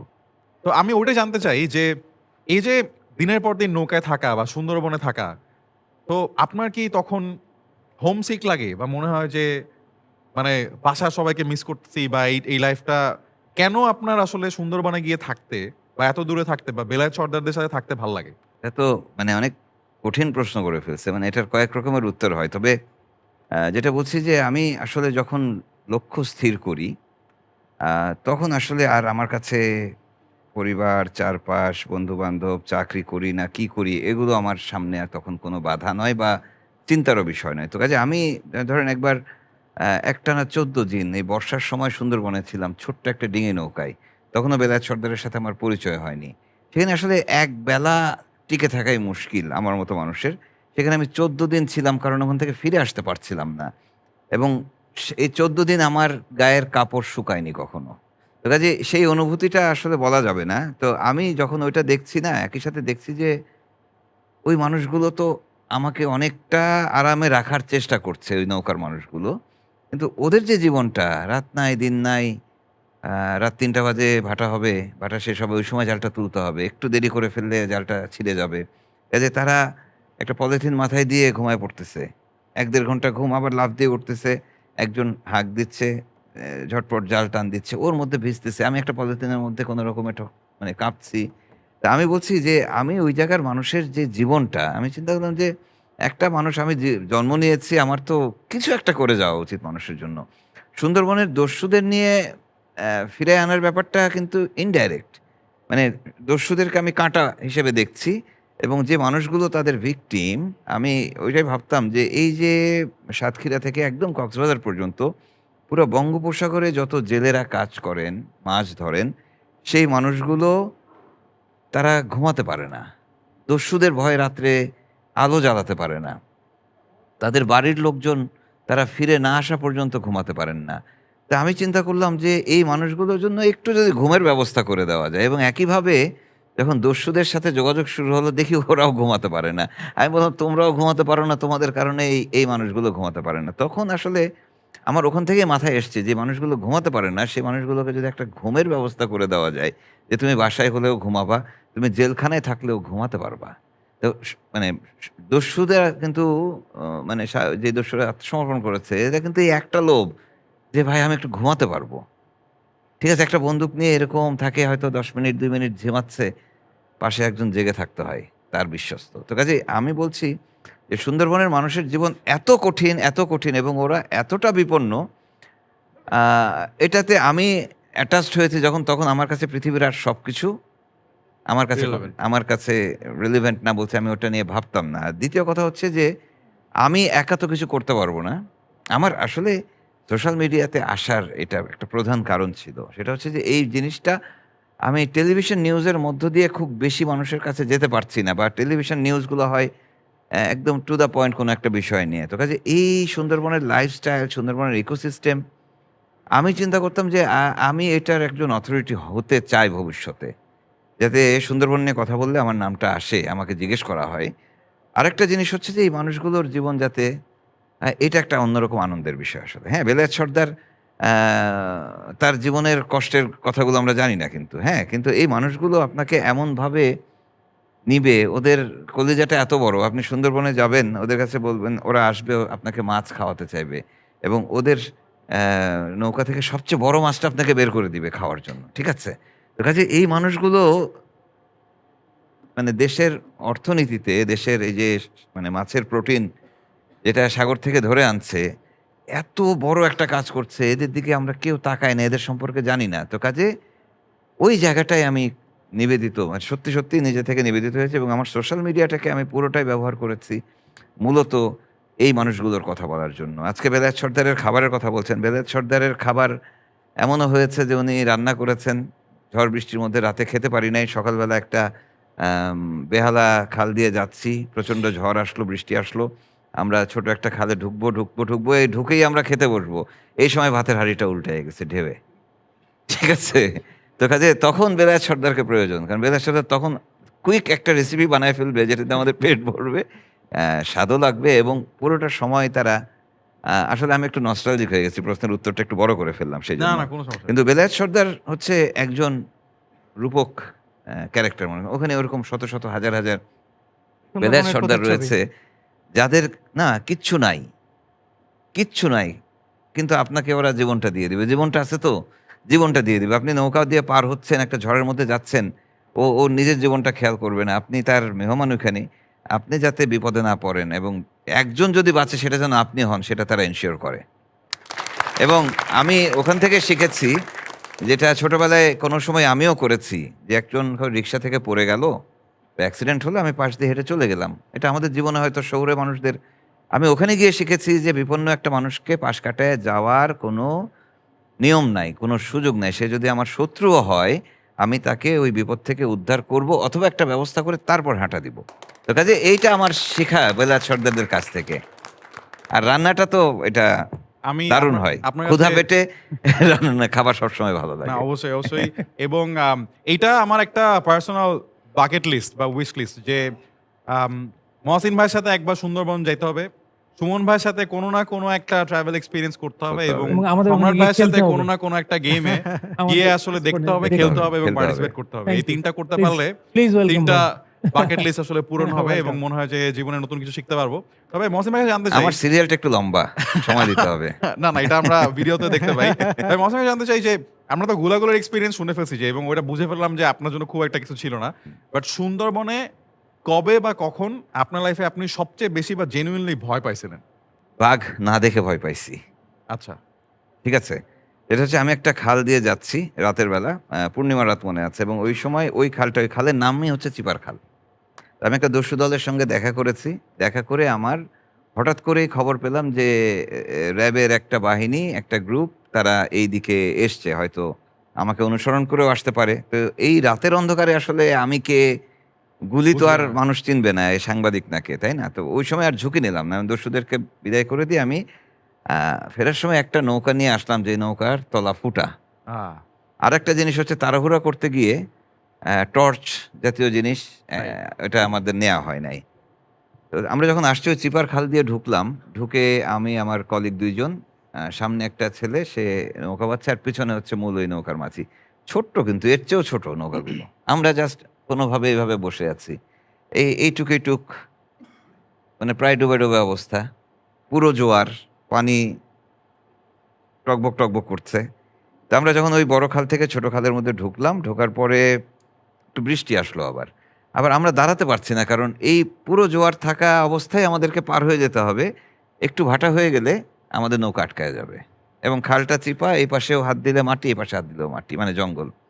তো আমরা যাচ্ছি। এই সময় হঠাৎ করে দেখি আমার পেছনে যিনি মাঝি, ওই নৌকার যিনি মূল মাঝি, উনি উসখুস করছেন। আমার গা শিরশির করছে যে কি ব্যাপার? এরকম করে কেন? ওরা তো কোনো কিছুর পরোয়া করে না। তা আমি ফিসফিস করে বলছি, "কোনো সমস্যা?" তো বলে, "মামা বিরাট সমস্যা, মামা।" আমি বললাম, "চুপ, আস্তে।" এরপরে সুন্দরবনে আসলে চোখে কিছু দেখে কিছু বুঝবেন না, হ্যাঁ? সুন্দরবনের মানুষ আসলে কান এবং নাক, এই ২ টা ইনস্টিংক্ট ব্যবহার করে তারা তাদের বিপদ আঁচ করতে পারেন এবং মন। মানে ওরা বলে যে শরীর ভার লাগছে, মানে আশেপাশে বাঘ আছে অথবা অশরীরী কিছু আছে, এরকম আরকি। যাই হোক, তো ওইটা দিয়ে যখন যাচ্ছি এই পুরো ৪০-৪৫ মিনিট আমি খালি মনে বলছি, "আল্লাহ যদি বাঘ কাউকে নেয় যেটা সেটা যেন আমি হই। মানে এটা সত্যি ভেতরে আসছে। কারণ আমার সাথে যে ২ কলিগ আসছে, তাদেরকে বাঘে নিয়ে গেলে আমি কি জবাব দিব তাদের বাড়িতে? এটা ট্রু ফিলিংস। এটা একেবারে আমার ওই অনুভূতিটা সত্যি, সত্যি আসছে। আমি বলছি কাউকে যদি নেয় সেটা যেন আমি হই। আর আমি এর মধ্যে দিয়ে বোঝার চেষ্টা করছি আসলে যে বাঘের উপস্থিতি না দেখে কিভাবে বোঝা যায়। আমি চোখ বন্ধ করলাম এবং আমি অনুভব করছি, আমি শব্দ পাচ্ছি যে বাঘ আমার পাশ দিয়ে হাঁটছে। এবং এরকম ৪০-৪৫ মিনিট পুরোটা সময় ওই চিপাটা পর্যন্ত বাঘ মামা আমাদের পাশে, পাশে হেঁটেছে। কারণ হচ্ছে যে সে যখন হাঁটে তার পায়ের তলায় পড়ে ছোট, ছোট শুকনা গাছের ডাল-টাল এগুলো থাকে না? এগুলো কুট, কুট, কুট, কুট করে ভাঙে। খুব ছোট্ট, ছোট্ট শব্দ হয়। এবং এই ছোট শব্দ মানেই হচ্ছে বাঘ। আর এমনিতে বড় শব্দ হলে সেটা বাঘে করবে না। সেটা বন্য শূকর করবে, হরিণ করবে বা অন্য কেউ। তো কাজেই ওই যে বাঘের শব্দটা এবং বাঘ আমার পাশ দিয়ে হাঁটছে ৪০-৪৫ মিনিট, আমি এইটা আমি কোনোদিন ভুলি না। আমার এখনো ভেতরটা শিরশির করছে। তো আমি বাঘ এড়িয়ে চলেছি সবসময় এবং বাঘের সামনেও পড়েছি। কখনো বাঘ দেখে আমি ভয় পেয়েছি, কখনো ওরা ভয় পেয়েছে। হ্যাঁ, কিন্তু এটা দেখেছি যে বাঘ আসলেই খুব ভয়ংকর এবং বাঘের কাছে আমি নিজেকে একটা ইঁদুর মনে হয়। যখন সুন্দরবনে নামি আমি, তখন মনে হয় যে আমি আসলে কিছু না। ঠিক আছে? বাঘ খুব ভয়ংকর, আবার সুন্দরও। ভয়ঙ্কর সুন্দর যেটাকে বলে। কিন্তু আম বাঘের থেকেও বেশি সুন্দর আসলে যেইভাবে এই ৩ জন মানুষ তাদের গল্পটা আজকে আমাদেরকে বললেন বা তাদের গল্পটা সবসময় তাদের ভিডিওতে বলেন। আমরা আজকে এমন ৩ জন মানুষের সাথে কথা বললাম বা তাদের কথাগুলো শুনতে পারলাম, যারা তাদের নিজ, নিজ জায়গায় আসলে একেকজন বাঘ। আম একদিকে সম্রাট ভাইয়ের কথা যদি বলি, ওনার চোখে মুখে যতটা এক্সাইটমেন্ট, যতটা ইমোশন, যতটা প্যাশন দেখা যায় তার নিজের প্রজেক্টের জন্য, গেম ডেভেলপমেন্টের জন্য এবং অলরেডি ইন্টারন্যাশনাল লেভেলে চলে গিয়েছে এসএস ফুড চ্যালেঞ্জ এবং সেটাকে আরো বড় করার জন্য যে নেক্সট প্রজেক্ট, সেটা দেখে তার চোখে মুখে আমরা যেই এক্সাইটমেন্টটা দেখতে পাই, যে প্রাইডটা দেখতে পাই, that inspires all of us to do even better. Suman ভাই যখন তিব্বতে পা দেওয়ার কথা বলেন অথবা একটা জায়গাকে দেখার সময় আমাদেরকেও সেখানে সাথে করে নিয়ে যাওয়া বা সেই জায়গার ইতিহাস এবং ঐতিহ্য তুলে ধরা এবং এমনভাবে তুলে ধরা যে মনে হয় যে আমারই কোনো খুবই কাছের একটা মানুষ আমাকে পুরো গল্পটা বলছেন, সেটা যেভাবে করে করেন। কিংবা আমাদের মহসিন ভাই যখন এই বাঘের সাথে ৪০-৪৫ মিনিট একটা ছোট খালের ভিতর দিয়ে যাওয়া এবং সেই মুহূর্তেও আসলে নিজের কথা চিন্তা না করে মানুষের কথা চিন্তা করা এবং সেইটা করতে, করতে আসলে সে কিভাবে পুরো সুন্দরবনটাকে বলা যায় বদলে দিয়েছেন। এরকম ৩ জন মানুষের সাথে কথা বলতে পারাটা বা তাদের গল্প শুনতে পারাটা আমাদের জন্য প্রচন্ড ইন্সপায়ারিং একটা ঘটনা। আমার কাছে মনে হয় যে যখন তারা গল্প বলেন আমরা আসলে গল্পটা তাদের ওয়ার্ডস এর মাধ্যমে পুরোপুরি আমাদের চোখের সামনে দেখতে পাই এবং এই এক্সপেরিয়েন্সটা আজকে আমাদেরকে করে দেওয়ার জন্য, আমাদেরকে সময় দেওয়ার জন্য ৩ জনকে আমি অনেক, অনেক ধন্যবাদ জানাতে চাই। এবং ৩ জনের জন্যই আমরা ছোট্ট একটা উপহার তুলে দিতে চাই আপনাদের হাতে। সো ওটা আমরা অন স্টেজ নিয়ে আসি। বাট শেষ করার আগে এই শো এর অডিয়েন্স বা যে ইয়াং অডিয়েন্স আমাদের সাথে এখানে আছে, তাদের জন্য আপনাদের লাস্ট মেসেজ। আমি শুরু করব সম্রাট ভাইকে দিয়ে।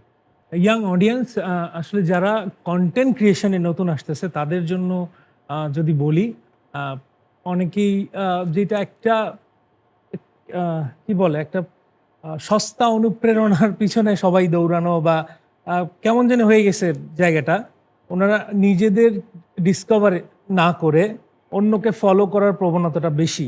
তো যারাই কন্টেন্ট ক্রিয়েশনে আসতে চান আপনারা নিজেদেরকে ডিসকভার করার চেষ্টা করুন, আপনার পাশে কি রিসোর্স আছে বা আপনার কোন নলেজগুলো আছে। এখন কিন্তু শুধু টেক্সট পোস্ট করেও বা স্টোরি টেলিং, যার জন্য ছবি বা ভিডিও দরকার নাই, সেটাকেও কিন্তু কন্টেন্ট মনিটাইজেশনের মাধ্যমে আর্নিং করার সুযোগ রয়েছে। সো আর একটা জিনিস মনে রাখতে হবে, আইডিয়া ইজ দ্য কিং। আমরা হয়তো এখন কন্টেন্ট ক্রিয়েশনের জন্য লাখ লাখ টাকা বা বছরে সেটা প্রায় কয়েক কোটি টাকা ছাড়িয়ে যাচ্ছে, কিন্তু আমরা যখন শুরু করেছি, আমরা যেই স্টাইলে ভিডিও এখন করি, একটা ভিডিও আমি ইউটিউবের কথা বললাম, ফেসবুকে আমাদের সর্বোচ্চ ভিউ হচ্ছে সেটাও 350 মিলিয়নের উপরে।